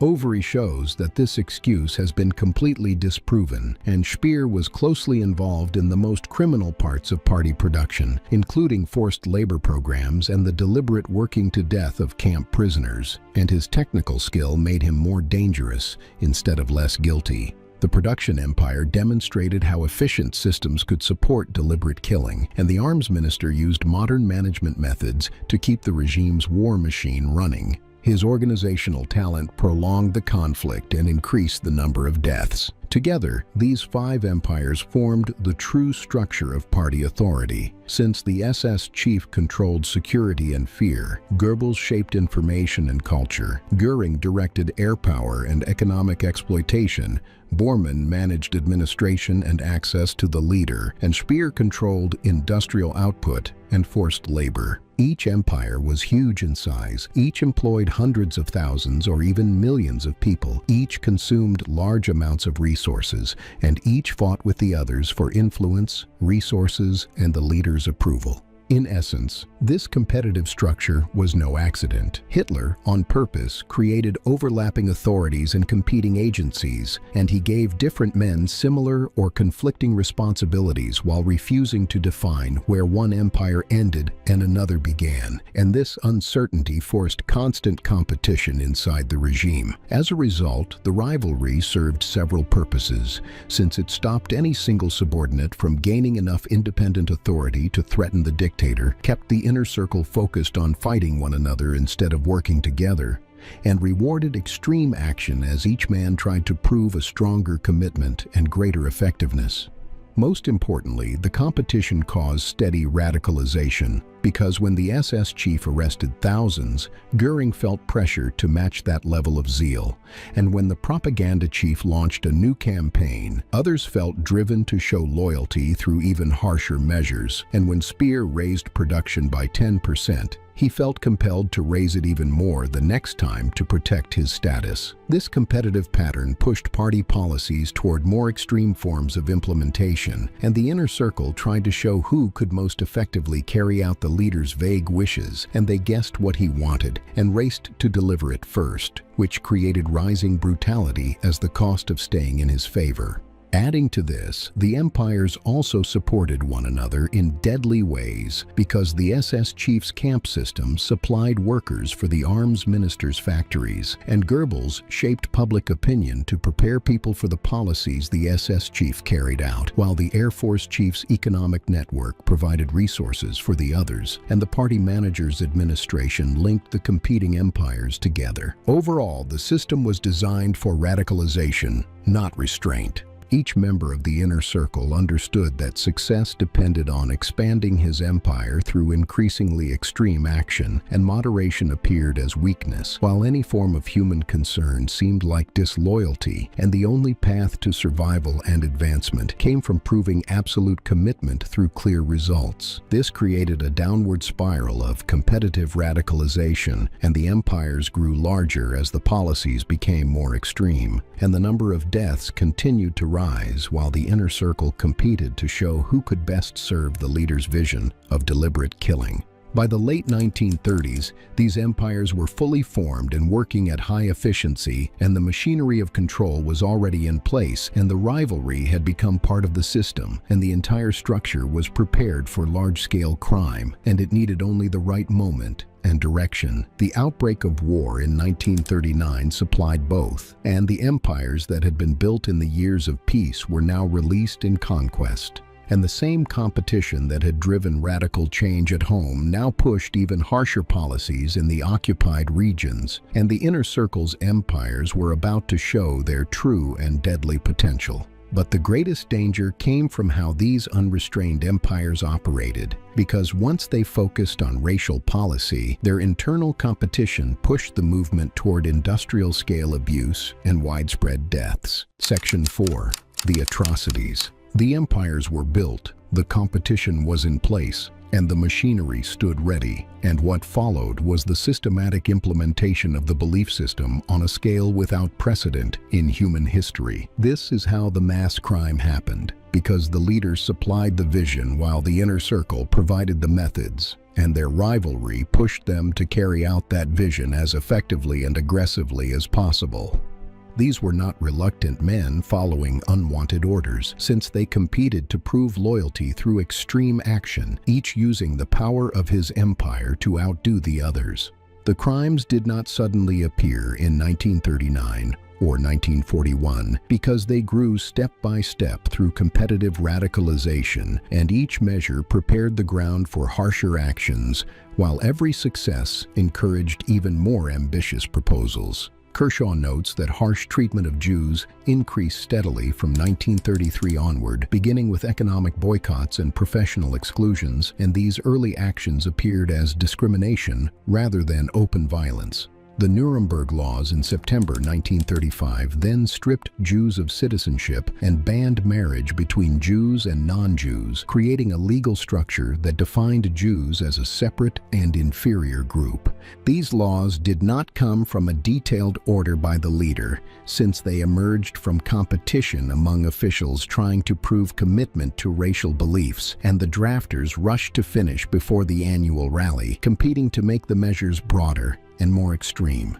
The SS enforced them by investigating ancestry and tracking Jewish communities, while Goebbels used propaganda to portray Jews as dangerous enemies, making each new restriction seem reasonable through constant repetition. By 1938, the escalation had accelerated dramatically. The propaganda chief orchestrated Kristallnacht on November 9th and 10th in 1938, and this large pogrom destroyed synagogues and Jewish businesses across Germany and Austria, and Longerich notes that more than 1,000 synagogues were burned or destroyed, while about 7,500 Jewish businesses had their windows smashed and their contents stolen.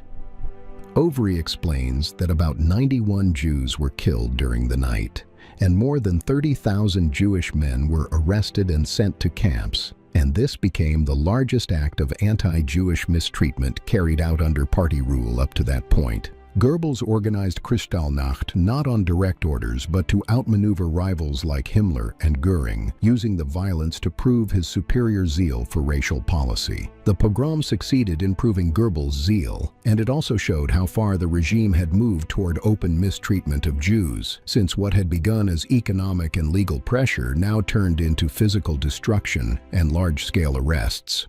Most importantly, Kristallnacht revealed that the German public would tolerate such abuse, and the police did nothing to stop the destruction while fire departments protected nearby buildings but allowed synagogues to burn, and many ordinary Germans either took part, watched silently, or simply looked away, and open resistance was scarce. This lack of public opposition encouraged the inner circle, and when such clear brutality brought no meaningful pushback, they felt driven by the competitive dynamic to see what might be possible next. Afterward, the invasion of Poland in September 1939 created new opportunities for radicalization. Poland held Europe's largest Jewish population of about 3 million people, and it also contained Slavic communities whose belief system was labeled as inferior, and it offered territory outside the Reich where actions could unfold with little outside attention. The SS chief moved in behind the German forces, while special units called Einsatzgruppen were created to secure the region, and although they claimed they were removing resistance and restoring control, their real mission went far beyond ordinary security work. Longerich shows that these units quickly began organized killing of Polish leaders by targeting intellectuals, priests, teachers, and community figures, and the plan aimed to break Polish society by removing those who could lead resistance. And these were not random deaths, but planned operations built on lists created from research into local communities. Overy explains that the Einsatzgruppen killed about 50,000 to 60,000 Polish civilians in the first months of occupation, and this happened before the industrial phase of the mass crimes. It proved the SS already had both the ability and the will to carry out organized, deadly actions. Himmler praised these operations and rewarded the commanders, and this clear approval told the SS that extreme action earned advancement, while hesitation raised suspicion, and the competition for success therefore pushed officers toward even greater brutality. Meanwhile, Göring contributed through economic plunder. His agencies seized Jewish property in Poland by taking businesses, homes, and valuables, and this was done through steady expropriation that looked official, since Jews first had to register their property before it was taken through simple administrative orders. Kershaw notes that the Air Force chief ordered Jews in occupied Poland to wear identifying armbands, and this made them easy to target for later harsh treatment, while appearing at first like an ordinary administrative rule. Göring also led the Reich Defense Council meeting in November 1939, where officials argued over how to handle the so-called Jewish question in the occupied regions, and the meeting notes show rival agencies each trying to control this policy to prove their value. Because of this rivalry, escalation had already begun, and actions that started as discrimination in Germany had turned into organized, deadly operations in Poland while the conflict was still young. And as the Reich gained more land, the inner circle's competition pushed policies toward even harsher levels. Between 1939 and 1941, the inner circle tested different methods of Jewish policy by setting up ghettos in Polish cities that locked Jewish residents into sealed industrial districts, and these ghettos became testing grounds for ways to control and exploit populations the regime intended to remove later. Ultimately, the ghetto system showed the competitive dynamic clearly.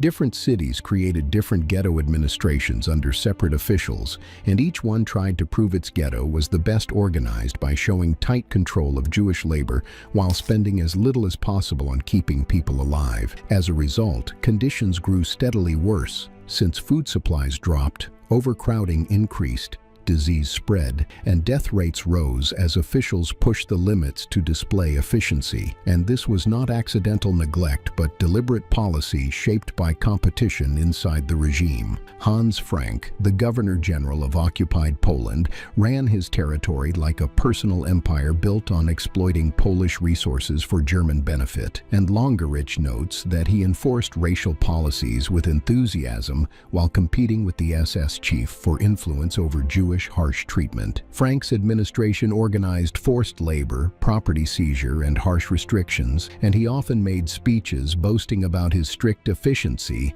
in carrying out the belief system. His goal was to impress the Führer while surpassing other inner circle members. By early 1941, occupied Poland revealed clear patterns because the inner circle competed to prove commitment through extreme measures, and each success encouraged even bolder proposals, while victims faced rising suffering, and the German public either accepted or ignored the growing crimes. Then Germany invaded the Soviet Union in June 1941. The invasion of the Soviet Union created conditions for the most deadly phase of the mass crimes, since the vast territory, large civilian population, and racial framing of the conflict removed the last restraints.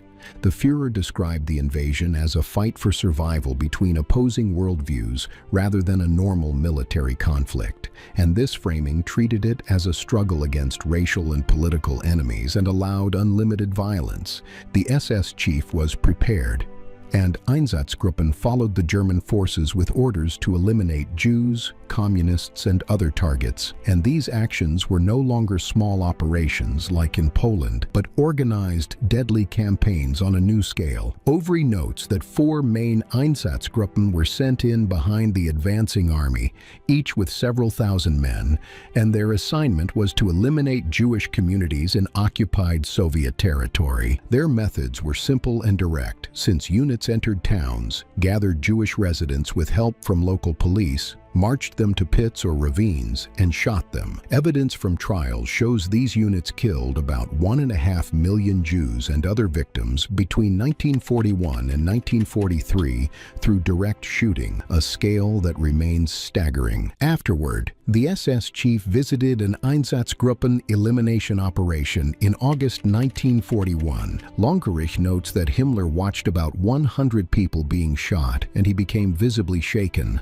not from moral concern, but because the process seemed slow and mentally difficult for the executioners. This pushed Himmler to look for more efficient methods, since shooting would not handle the millions of victims he expected the SS to eliminate, and he wanted an approach that reduced strain on the killers while speeding the process. The competitive dynamic added urgency because Himmler knew other inner circle members were watching, and he needed to show the SS could manage the largest tasks with the most efficiency, turning deadly efficiency into a point of rivalry. Different SS leaders suggested options, and gas vans were tested by using exhaust fumes to kill victims locked inside, and while they worked, they were still too slow for the scale the SS chief envisioned. During this period, Göring gave formal approval for the final solution when he signed an order on July 31 in 1941, directing Heydrich to prepare a complete solution to the so-called Jewish question in German-controlled Europe. And this was not a detailed command from the Führer, but a political move in which Göring claimed credit for enabling the policy while leaving the actual execution to Himmler and Heydrich. Afterward, the security chief organized the Wannsee Conference in January 1942. This meeting brought officials from many government and SS offices together to coordinate the final solution, and it was not where the decision to remove Europe's Jews was made, since that choice had already grown from competition inside the inner circle. Wannsee focused on practical coordination by asking how agencies would work together, how people would be taken from different regions to killing centers, and what steps would guide the process. to turn the mass crime into an organized system.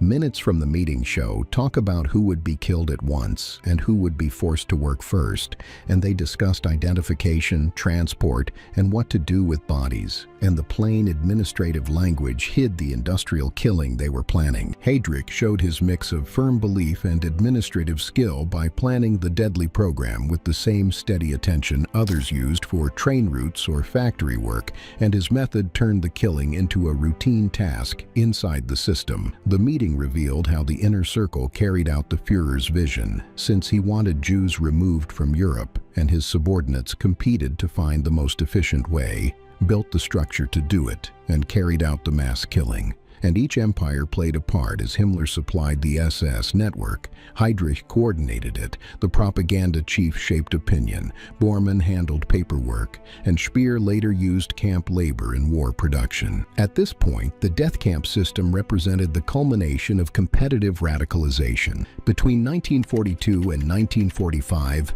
6 main killing centers operated in occupied Poland, including Chelmno, Belzec, Sobibor, Treblinka, Majdanek, and Auschwitz-Birkenau, and each site was built for the industrial-scale removal of entire populations. Auschwitz-Birkenau became the largest and deadliest, and Overy notes that about 1.1 million people were killed there, most of them Jews, and the camp joined immediate killing in gas chambers with the temporary use of prisoner labor. The gas chambers used Zyklon B, a cyanide-based pesticide, and this proved more efficient than earlier methods because large groups could be killed quickly, and the bodies were burned in crematoria built for that purpose, and the entire process worked like a factory line. The SS chief designed, built, and operated these killing centers, and the organization that began with 280 guards in 1929 was now running industrial sites for mass killing, managing everything from transport to disposal. Records show that the camps worked with grim efficiency. Since trains brought victims directly to the sites,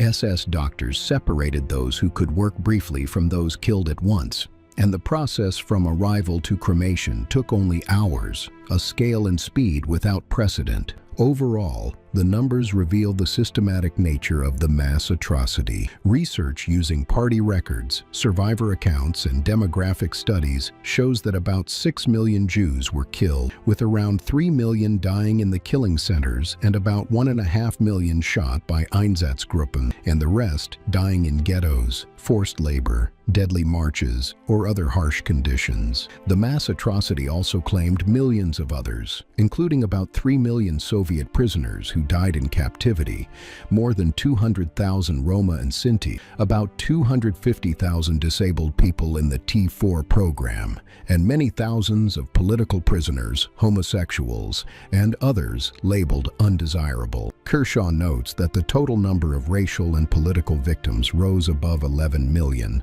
and this happened through organized actions carried out by the inner circles of competing empires. Himmler's SS killed millions through the Einsatzgruppen and the killing centers. The Air Force chief's economic system exploited victims and took their property. Goebbels prepared the public to accept the crimes, Bormann managed the paperwork, and Speer's factories worked countless forced laborers to death. Each empire supplied a needed part of the system, and the mass atrocity depended on belief, fear, propaganda, administration, and exploitation, all delivered by the inner circle through their competing structures. But the crimes extended beyond the mass atrocity.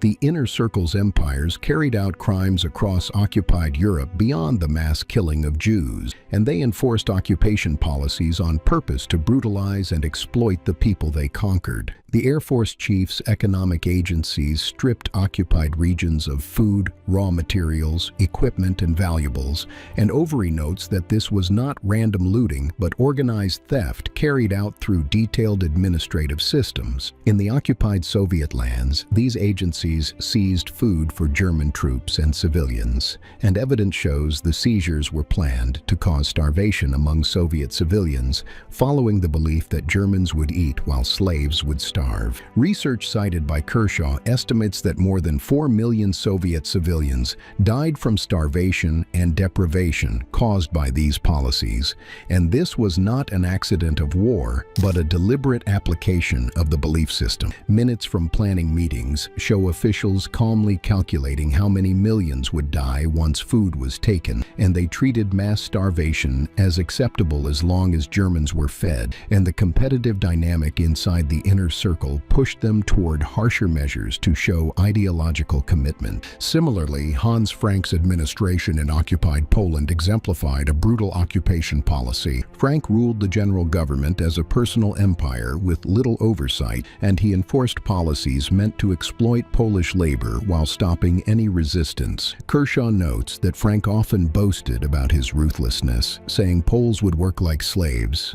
and he spoke proudly of harsh actions against resistance as he tried to impress Hitler and compete with the SS chief for control of the region. His administration killed thousands of Poles for resistance, burned villages suspected of aiding partisans, and used hostage shootings as retaliation, and these actions went far beyond military need and served as terror based on racial beliefs. The inner circle encouraged this severity, since commanders who showed restraint risked being replaced by more radical officers, while those who used extreme measures gained praise and promotion, and the system steadily rewarded brutality. Speer's production empire added enormous crimes through forced labor, and by 1944, more than 7 million foreign workers served in Germany, including prisoners of war and civilians taken from occupied lands, and records show they received little food, poor shelter, and harsh treatment, and many who grew too weak were sent back to camps where they died or were killed. Thus, the system, on purpose, consumed human lives to produce weapons.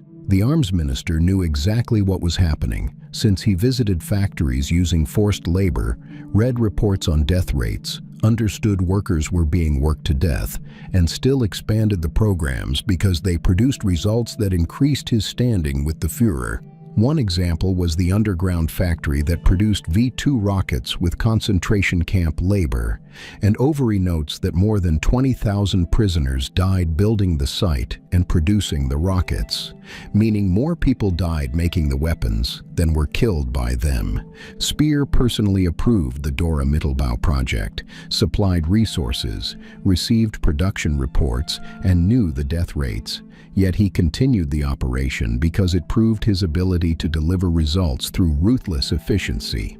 The crime went far beyond the use of forced labor, since the system, on purpose, worked people to death as expendable resources, and it treated human beings as material to be used up in production. Similar operations existed across German-controlled territory, where camp prisoners built factories, dug tunnels, made fortifications, and produced weapons, and hundreds of thousands died doing this work, leaving the arms minister's production empire built on their bodies. Meanwhile, Goebbels's propaganda empire enabled these crimes through psychological preparation. Goebbels used his campaigns to strip victims of their humanity before the killing began, and he portrayed Jews as dangerous parasites and Slavs as inferior beings. And this steady message prepared many Germans to accept later crimes. Welch notes that his propaganda repeated the same claims again and again, blaming Jews for the war, accusing them of conspiracy, and portraying them as deserving whatever happened. And this narrative made the mass atrocity seem justified to those who believed it. At the same time, Goebbels controlled information by blocking news from occupied lands, hiding details about the killing centers and shootings, and creating false stories to explain why Jews vanished from German life. This control was not complete, since many Germans heard reports from soldiers, saw dying forced laborers, or noticed people disappearing. Yet Goebbels offered explanations that encouraged the public to accept events and avoid difficult questions.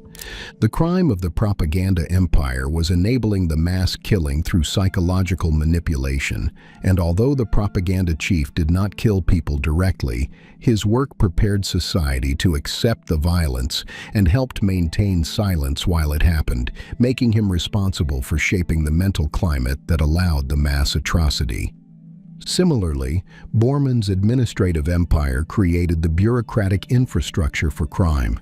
Bormann's offices processed the orders and communications that coordinated harsh treatment across occupied lands, and the paperwork that enabled the mass atrocity moved through his systems. Overy notes that the party chancellery handled correspondence on Jewish policy, forced labor and occupation measures, and his staff drafted orders, sent directives, and monitored results, turning the crimes into routine administrative work. Bormann reviewed many documents himself, added notes, pushed actions he supported, and slowed those he disliked, and he acted as an active participant rather than a passive clerk. His administrative empire also controlled major financial resources, since his offices managed party funds that supported SS budgets, paid for new facilities and expanded programs, and the financial structure behind the harsh treatment flowed through his control. Most revealing was his role as the Führer's gatekeeper, because he decided who could see Hitler and what information reached him. And this allowed Bormann to shape the leader's understanding of how racial policies were carried out by stressing successes and hiding problems.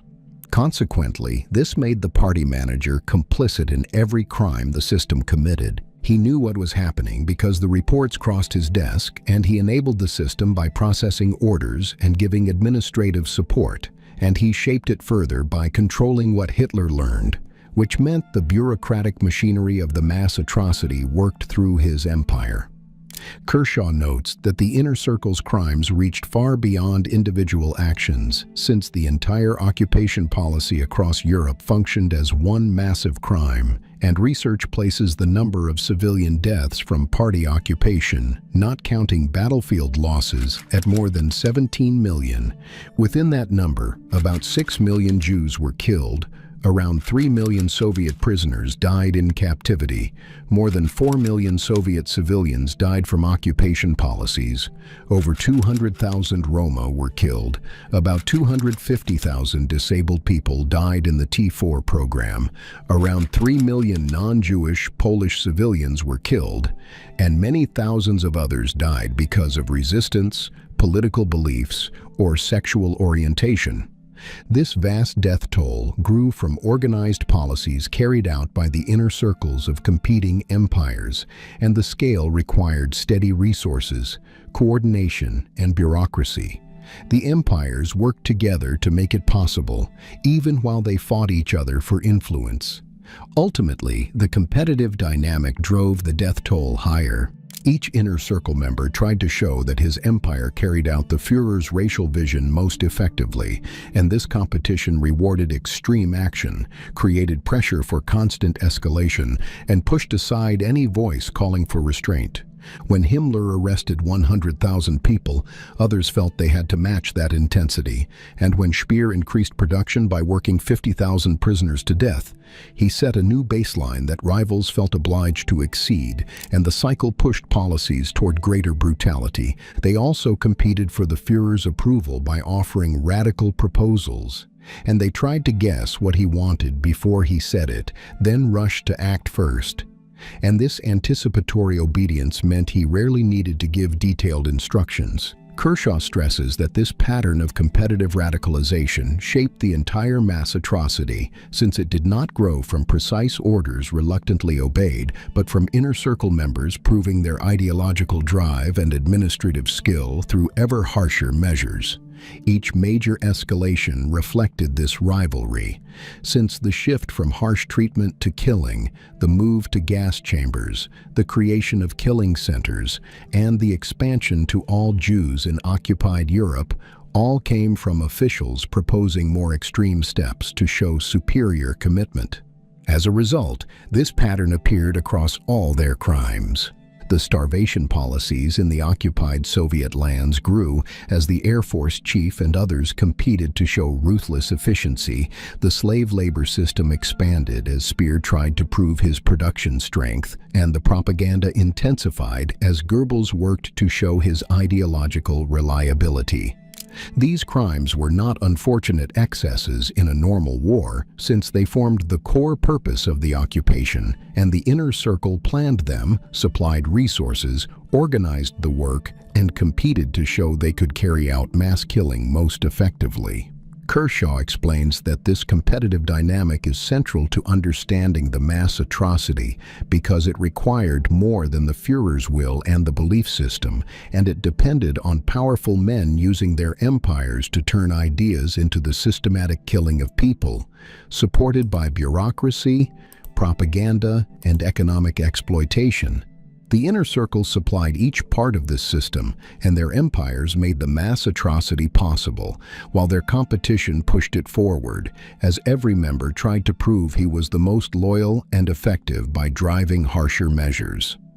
Even while they fought over authority, resources, and access to Hitler, they remained united on the core goals, since they accepted the racial belief system and agreed the agenda had to be carried out without restraint. And this unity made the outcome unavoidable. This unity in purpose, despite competition for power, made them extraordinarily dangerous.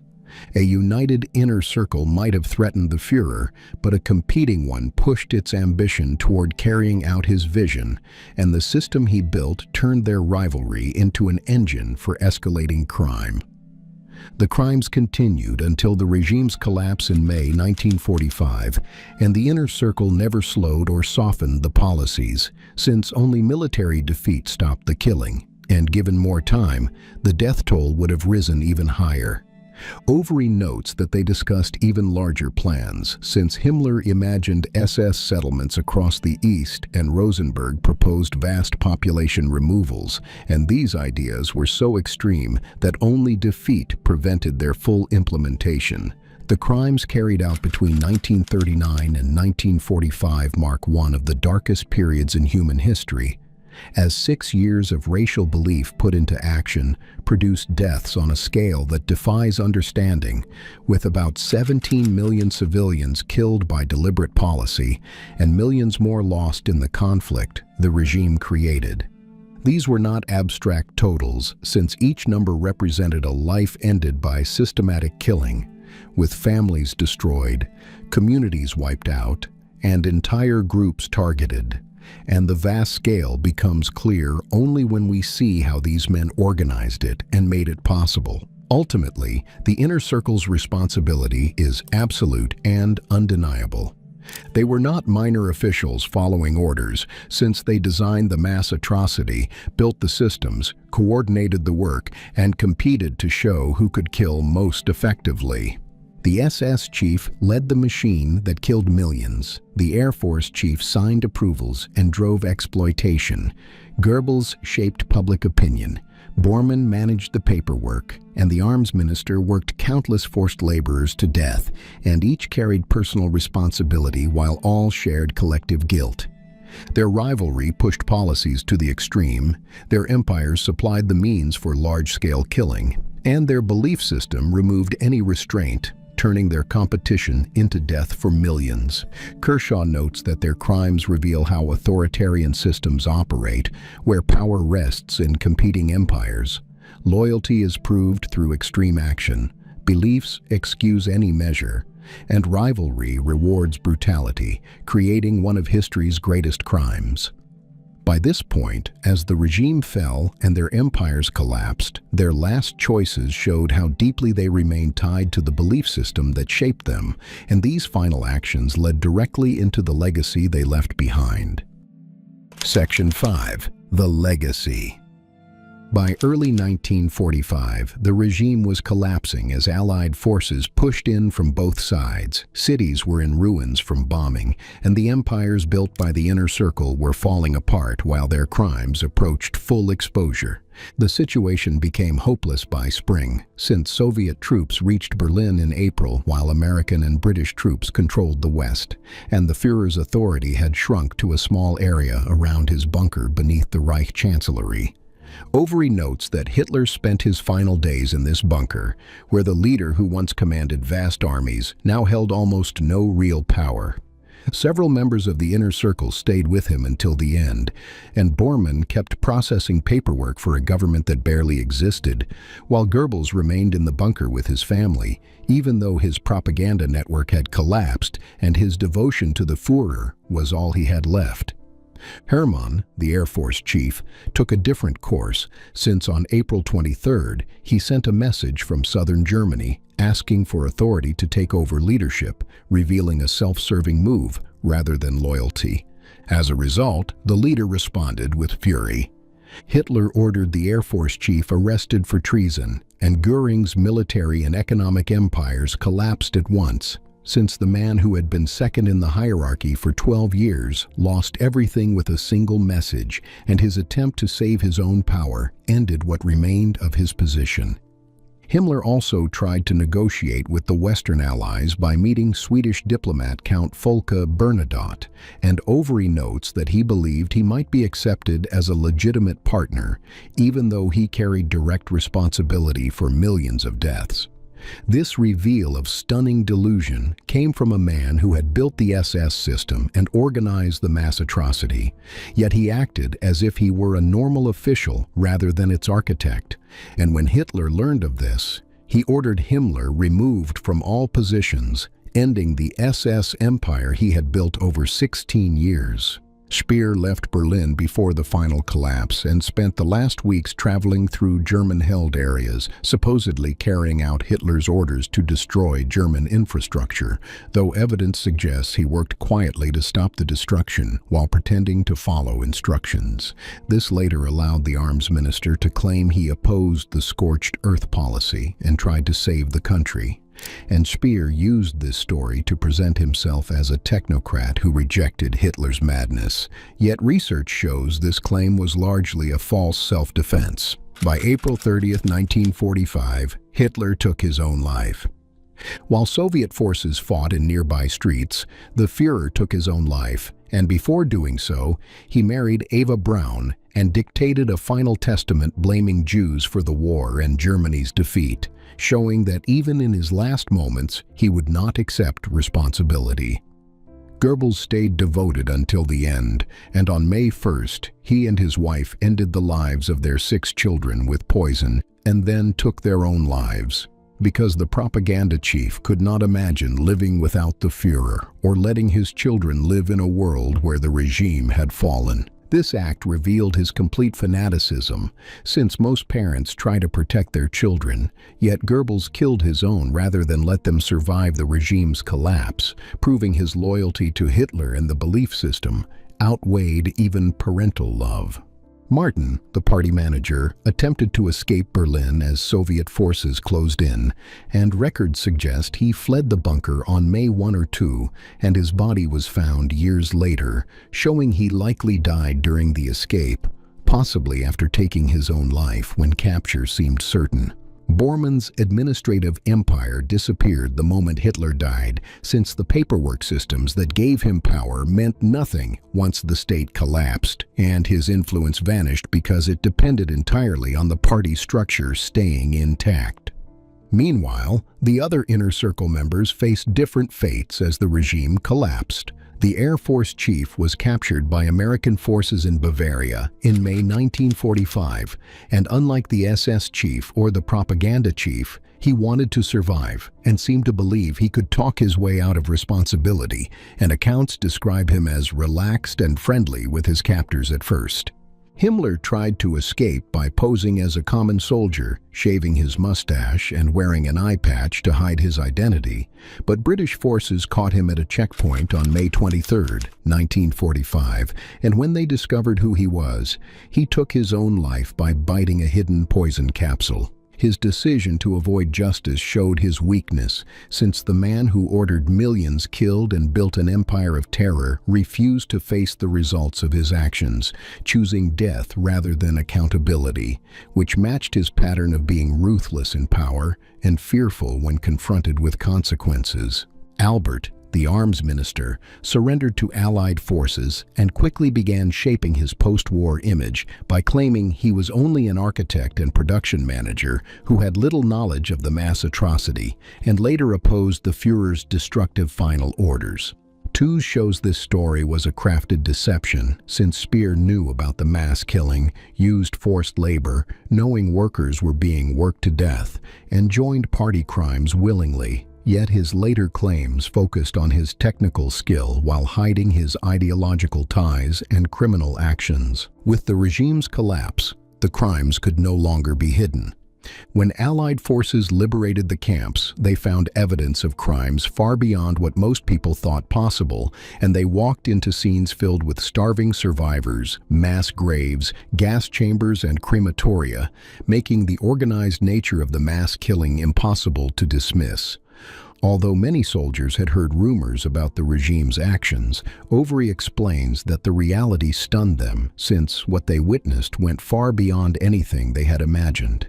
Because he feared future denial, Eisenhower ordered the camps to be documented in full, and he required photographs, written reports, and even forced local German civilians to walk through the sites so they could see what had been carried out in their name. Among the ruins, Allied investigators discovered records that revealed how the mass killing had been organized, and these papers, found in offices and camp buildings, linked names to orders and showed a clear trail of approvals and reports. From these documents, investigators confirmed that the SS chief ran the killing centers, the security chief coordinated the Wannsee plan, the Air Force chief approved key measures, the party manager handled the communications, and the arms minister relied heavily on camp labor, leaving a complete picture of their responsibilities. Clearly, the discovery also showed the crime's enormous scale. About 6 million Jews had been killed, and millions of others died in camps, from forced labor, through mass shootings, and under occupation policies, which meant the death toll from racial and political harsh treatment rose to more than 11 million civilians, not counting battlefield losses. Researchers established these totals by drawing on several kinds of evidence. Since party records tracked transports to killing centers, demographic studies revealed the disappearance of entire communities. Survivor testimony described the deadly operations in detail, and all sources pointed to the same devastating numbers. As investigators studied the documents, they saw how inner-circle competition pushed policies toward greater extremity because officials suggested harsher measures, wrote reports praising their own efficiency in killing, and sent communications meant to show their ideological commitment through increasingly deadly action. The paper trail made it clear this was not reluctant bureaucracy at work, since the inner circle and their assistants actively competed to carry out the mass killing, and the documents showed eagerness rather than hesitation and pride in efficiency rather than shame.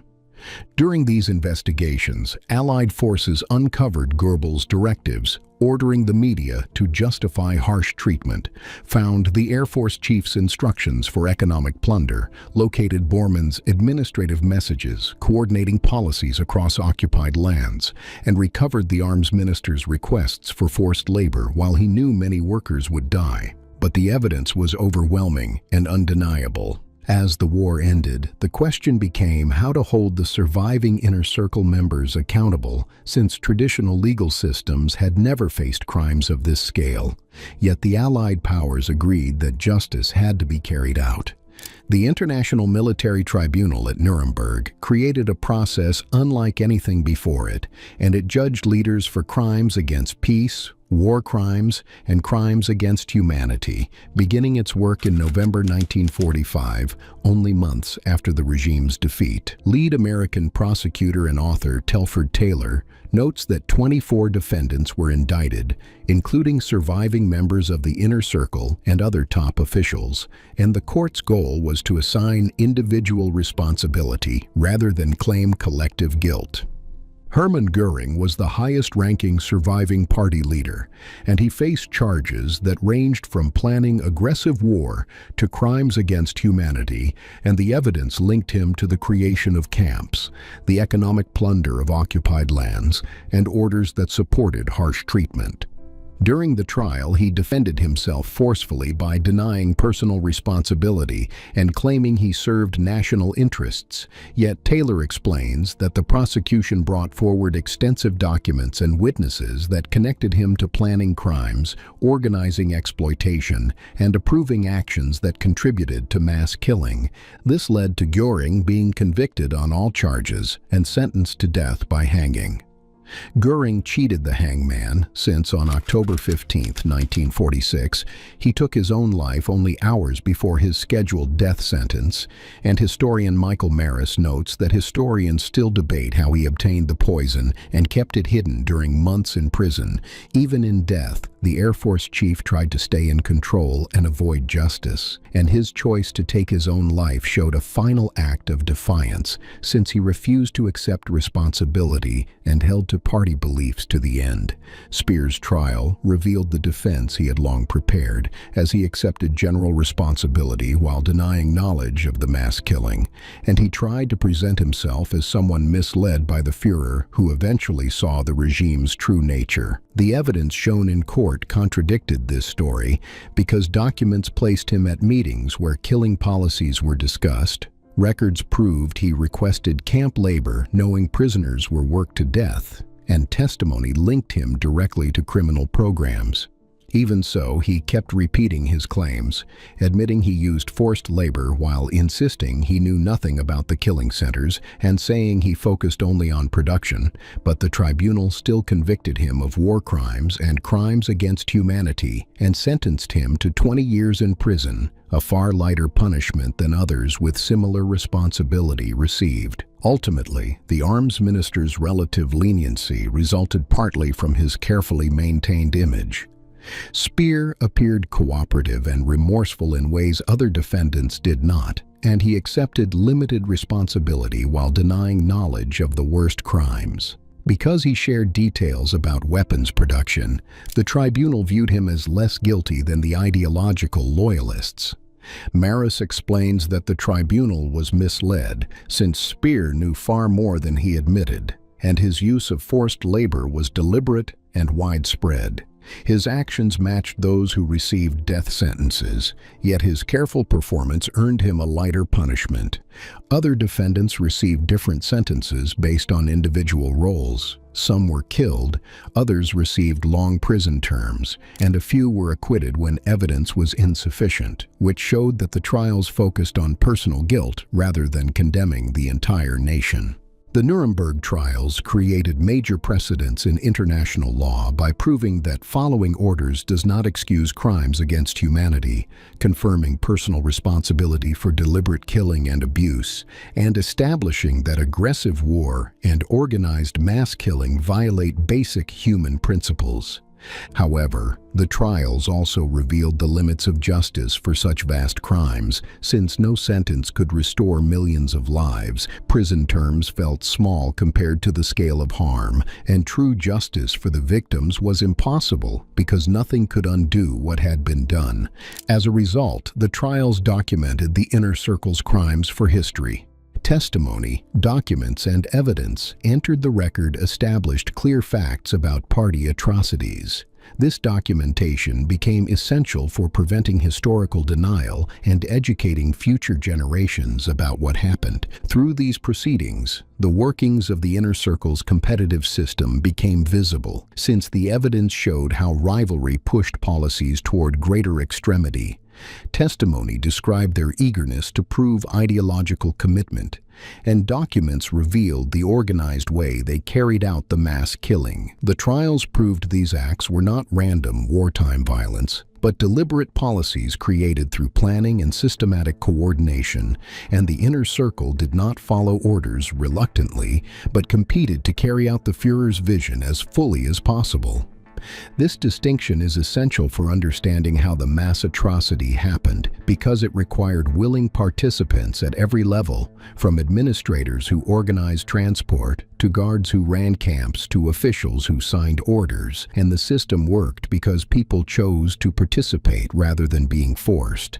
The inner circle carried the greatest responsibility since they created and directed the system, built the empires that enabled mass killing, shaped the competition that drove escalation, and turned the belief system into a deadly program that ended millions of lives. But the inner circle's legacy extends beyond their individual fates. The inner circle's actions shaped history in ways still felt decades later, and understanding their legacy helps prevent similar tragedies by showing how authoritarian systems work and how ordinary people can be drawn into large evil. Overy explains that the mass atrocity became the most systematically organized mass killing in history, and although oppression appears throughout human experience, the regime's deadly program was unique for its industrial efficiency, its bureaucratic design, and its reach across an entire continent. This level of systematization grew directly from the empires the inner circle built, since Himmler's SS supplied the killing apparatus, Heydrich handled the logistics, Goebbels shaped public acceptance, the party manager processed the paperwork, and the arms minister absorbed forced labor into production, and each empire provided an essential part of the whole. Because competition shaped their actions, the system kept moving toward harsher measures, and each member tried to show a stronger commitment through extreme acts, pushing aside restraint and encouraging proposals that were more radical than the last. Through this process, the competitive dynamic turned belief into action and drove the mass killing to a scale the world had never seen, leaving a legacy that warns how such systems can grow when powerful men compete for influence by proving their loyalty through brutality. This dynamic provides lessons about authoritarian systems. First, concentrating power in competing empires creates conditions for radicalization. And when leaders try to win a dictator's favor through extreme action, policies can escalate toward maximum brutality, since the competition wipes out the normal checks that keep political systems restrained. Second, beliefs mixed with power open the door to crimes that would otherwise be unthinkable because the inner circle truly believed their ideology of superiority, and this belief gave them a sense of moral purpose, turning the deliberate killing of entire groups into what they told themselves was a mission rather than a crime. Third, bureaucratic skill makes such beliefs even more dangerous, not less guilty. Because the SS chief's organizational ability, the security chief's administrative efficiency, and Speer's technical skill allowed crimes to grow to a scale that would have been impossible without their talents. And competence used for evil remains evil. Fourth, loyalty to a leader can override every moral limit, and the propaganda chief's devotion drove him to end the lives of his own children rather than live after the regime's fall, while Bormann continued paperwork routines as the state collapsed, showing how personal loyalty became more important than decency or even survival. Fifth, ordinary people enabled these crimes through cooperation, since the mass killing needed thousands of clerks to process documents, railway workers to move victims, and guards to run camps, and most who participated were everyday individuals who chose to comply rather than resist. Historical research has examined why ordinary Germans participated in mass atrocity. Some people acted from ideological conviction and believed the party's racial ideas, while others joined in for career gains by showing strong commitment, and many complied out of fear of the results for resisting, while countless others obeyed authority without questioning the orders they received. As these motives mixed together, participation soon felt normal, and the slow escalation made each new step seem smaller than the one before it, while the bureaucratic routines made killing feel like another task. Propaganda offered justifications, and the harsh results for resisting discouraged anyone from standing against the system. This pattern reveals something troubling about human nature, because ordinary people can take part in great evil when certain pressures exist, including authoritarian control, ideological excuses, bureaucratic routines, gradual escalation, and fear of what might happen if they refuse. The inner circle created all these conditions on purpose. Since their empires applied authoritarian pressure, their beliefs supplied justification, their paperwork systems normalized the actions, their rivalry pushed escalation, and their terror network punished anyone who tried to resist. Understanding this system helps reveal the warning signs, since when power gathers in competing empires that answer only to a single leader, radicalization becomes likely. And when beliefs excuse any measure against chosen enemies and bureaucratic routines make deadly actions seem ordinary, more people become willing to take part. Therefore, modern applications of these lessons require vigilance. Authoritarian movements still appear in ways that echo these patterns, since they gather power in loyal assistance, build competing centers that answer only to the leader, promote beliefs that justify violence against chosen enemies, and reward extreme action while treating restraint as weakness. Recognizing such patterns makes early resistance possible because protecting institutions that limit power stops its concentration in personal empires. Rejecting messages that dehumanize others removes moral excuses for violence, and supporting independent groups creates places where resistance can grow. Another part of the inner circle's legacy is the example of holding leaders accountable, since the Nuremberg Trials proved that political and military leaders carry personal responsibility for crimes against humanity, and that following orders cannot excuse mass killing or abuse. This principle has shaped international law ever since.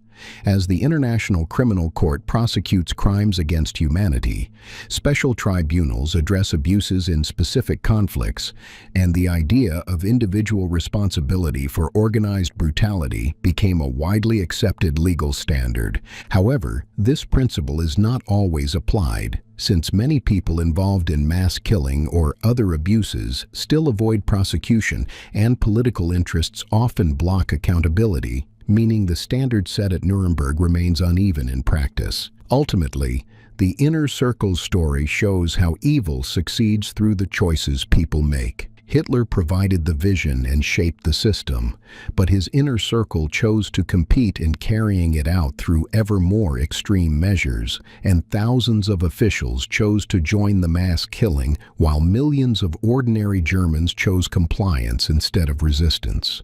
These were choices rather than unavoidable results, because people could have refused to take part. Officials could have stepped down instead of enforcing criminal orders, and citizens could have opposed harsh treatment, and each person carried responsibility for the decisions they made. The mass atrocity happened because people chose to make it happen, and the inner circle held special responsibility since their choices mattered most, and their drive to build empires, compete for influence, and enforce the belief system killed millions. Accepting their responsibility does not reduce Hitler's guilt, since he created the system and set the overall direction. But focusing only on him hides how the system worked, because the inner circle's rivalry turned his ideas into a deadly program carried out step by step. This distinction matters for prevention, since stopping future mass killing requires understanding not only dictators but also the structures that support them, recognizing how competing power centers push radicalization, and seeing how ordinary administrative skill can enable large evil. Now, their legacy includes the documentation enabling historical memory. Hilberg notes that the extensive records created by the inner circle, when combined with survivor testimony and Allied documentation, provide detailed evidence of what happened, And because of this evidence, honest examination makes denial impossible. Even though some people deny the mass killing, their claims collapse when compared with the documentary record, and the Inner Circle's own thorough paperwork ironically preserved clear proof of their crimes, since the paper trails they produced marked their guilt. This documentation serves vital educational purposes because teaching about the mass atrocity shows what humans can do under certain conditions, explains why human rights must be defended, warns against dehumanizing beliefs, and demonstrates the importance of institutions that limit power. The memory of the mass killing still shapes how societies think about human rights and accountability, and the phrase "never again" expresses a commitment to prevent similar tragedies, a commitment that grows from understanding what the Inner Circle achieved through their competing empires. However, mass killing has continued in places like Rwanda, Bosnia, and Cambodia, and these latter tragedies show that the lessons were not learned everywhere, since the warning signs revealed by the Inner Circle system have not prevented all similar crimes. This reveals the difficulty of translating historical knowledge into prevention. Knowing how the mass atrocity happened offers important insight, yet this knowledge alone does not automatically stop similar dangers from appearing elsewhere, because authoritarian movements can still gather power in loyal assistance, and belief systems can still dehumanize chosen enemies, while ordinary people may again participate under certain pressures.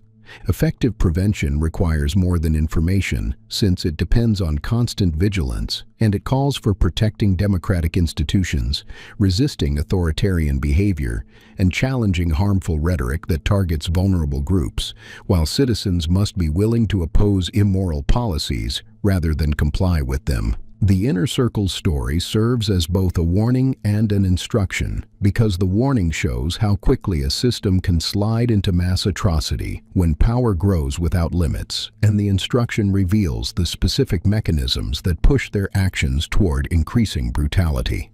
Their legacy rests in the millions who died and the suffering they caused, and it also rests in the efforts made after the war to hold leaders accountable, since accountability became an essential response to the crimes they directed. Most importantly, their legacy includes the vast documentation that preserves historical memory, along with the lasting lessons about how authoritarian systems operate and how ordinary people can enable great evil, a reminder that these dangers return whenever societies stop paying attention. And this legacy requires examining each Inner Circle member's ultimate fate and historical verdict. Himmler took his own life to avoid facing justice, and this showed his fear when he finally met the results of the violence he ordered. And his SS empire disappeared the moment the leader died because it depended completely on the party system. Göring tried to take power once Hitler was trapped, and this showed his selfish ambition, while his later choice to take his own life instead of facing punishment showed he would not accept blame, and his military and economic empires collapsed because they were built on stolen resources and poor decisions. Goebbels stayed loyal to Hitler until the very end, and he ended his children's lives and his own rather than live after the party's defeat. His propaganda empire vanished once he lost control of the news and radio, which proved his loyalty to the leader was stronger than his duty as a parent. Bormann tried to escape Berlin but died during the attempt, and the administrative empire he created meant nothing once the government collapsed, since his influence came only from the party offices and not from personal strength or talent. The arms minister later created a story claiming he had limited responsibility and even tried to oppose the leader, and although he served 20 years in prison, he spent the rest of his life repeating this excuse. Yet historical research has shown it was false, and his lighter punishment revealed how convincing behavior can hide serious guilt. Though each faced different ends, all bore responsibility for the deaths of millions. Their competing empires made the mass atrocity possible, and their beliefs removed moral limits, while their administrative skill made the killings efficient, and their rivalry pushed them toward greater brutality until millions died. History's judgment is clear. since the inner circle were war criminals with direct responsibility for the mass atrocity and other crimes, and they were not minor workers obeying orders, but the planners and organizers who carried the system out. Their story matters because it shows how authoritarian systems grow, and it explains how loyalty to one leader can replace basic morality while competing power centers encourage extreme action, and ordinary administrative talent becomes a tool for great harm. The lessons remain urgent because the same forces can appear anywhere, and authoritarian movements still rise, dehumanizing beliefs still spread, and loyal circles still form around powerful leaders, leaving ordinary people to decide whether to resist or comply. And this is how to recognize and resist these patterns. It means defending institutions that limit power, and it means rejecting beliefs that turn people into enemies, while also resisting the slow acceptance of cruelty and choosing courage over compliance when governments pursue immoral policies. The inner circle's legacy is ultimately about human choices and their results, because these men chose to build empires, compete for influence, and carry out mass atrocities, and thousands of officials chose to assist, while millions of ordinary Germans chose compliance or active help. These choices ended millions of lives and destroyed entire families and communities, and they created suffering on a scale that is difficult to grasp, proving how systematic evil becomes possible when the right conditions meet the wrong decisions. But the story also shows that resistance existed, since some officials refused to participate, some citizens protected intended victims, and some soldiers disobeyed criminal orders, which proves that even inside an authoritarian system, people still carry moral responsibility and can choose humanity over beliefs. The inner circle story becomes a warning about what can happen when power grows without restraint, when beliefs justify any measure against chosen enemies, when bureaucracy turns cruelty into normal procedure, and when ordinary people choose compliance over resistance, and their legacy demands constant vigilance and active defense of human dignity. This is how Hitler's inner circle amplified his worst ambitions into industrial-scale evil, and it teaches us that preventing such tragedies requires more than remembering history. It requires noticing warning signs when they appear in our own time, and it demands protecting the institutions and values that limit authoritarian behavior while calling on citizens to resist rather than comply when power gathers in one place and beliefs begin to dehumanize. The empires may be gone, as well as the men, yet the lessons about how authoritarian systems create mass atrocity through competing centers of power remain urgent, because the same forces can appear anywhere that power grows without checks. Beliefs excuse violence, and ordinary people choose compliance instead of moral resistance. Understanding these dynamics shows how easily concentrated power turns into organized brutality. However, to know more about one of Hitler's closest allies' private life, check this video next.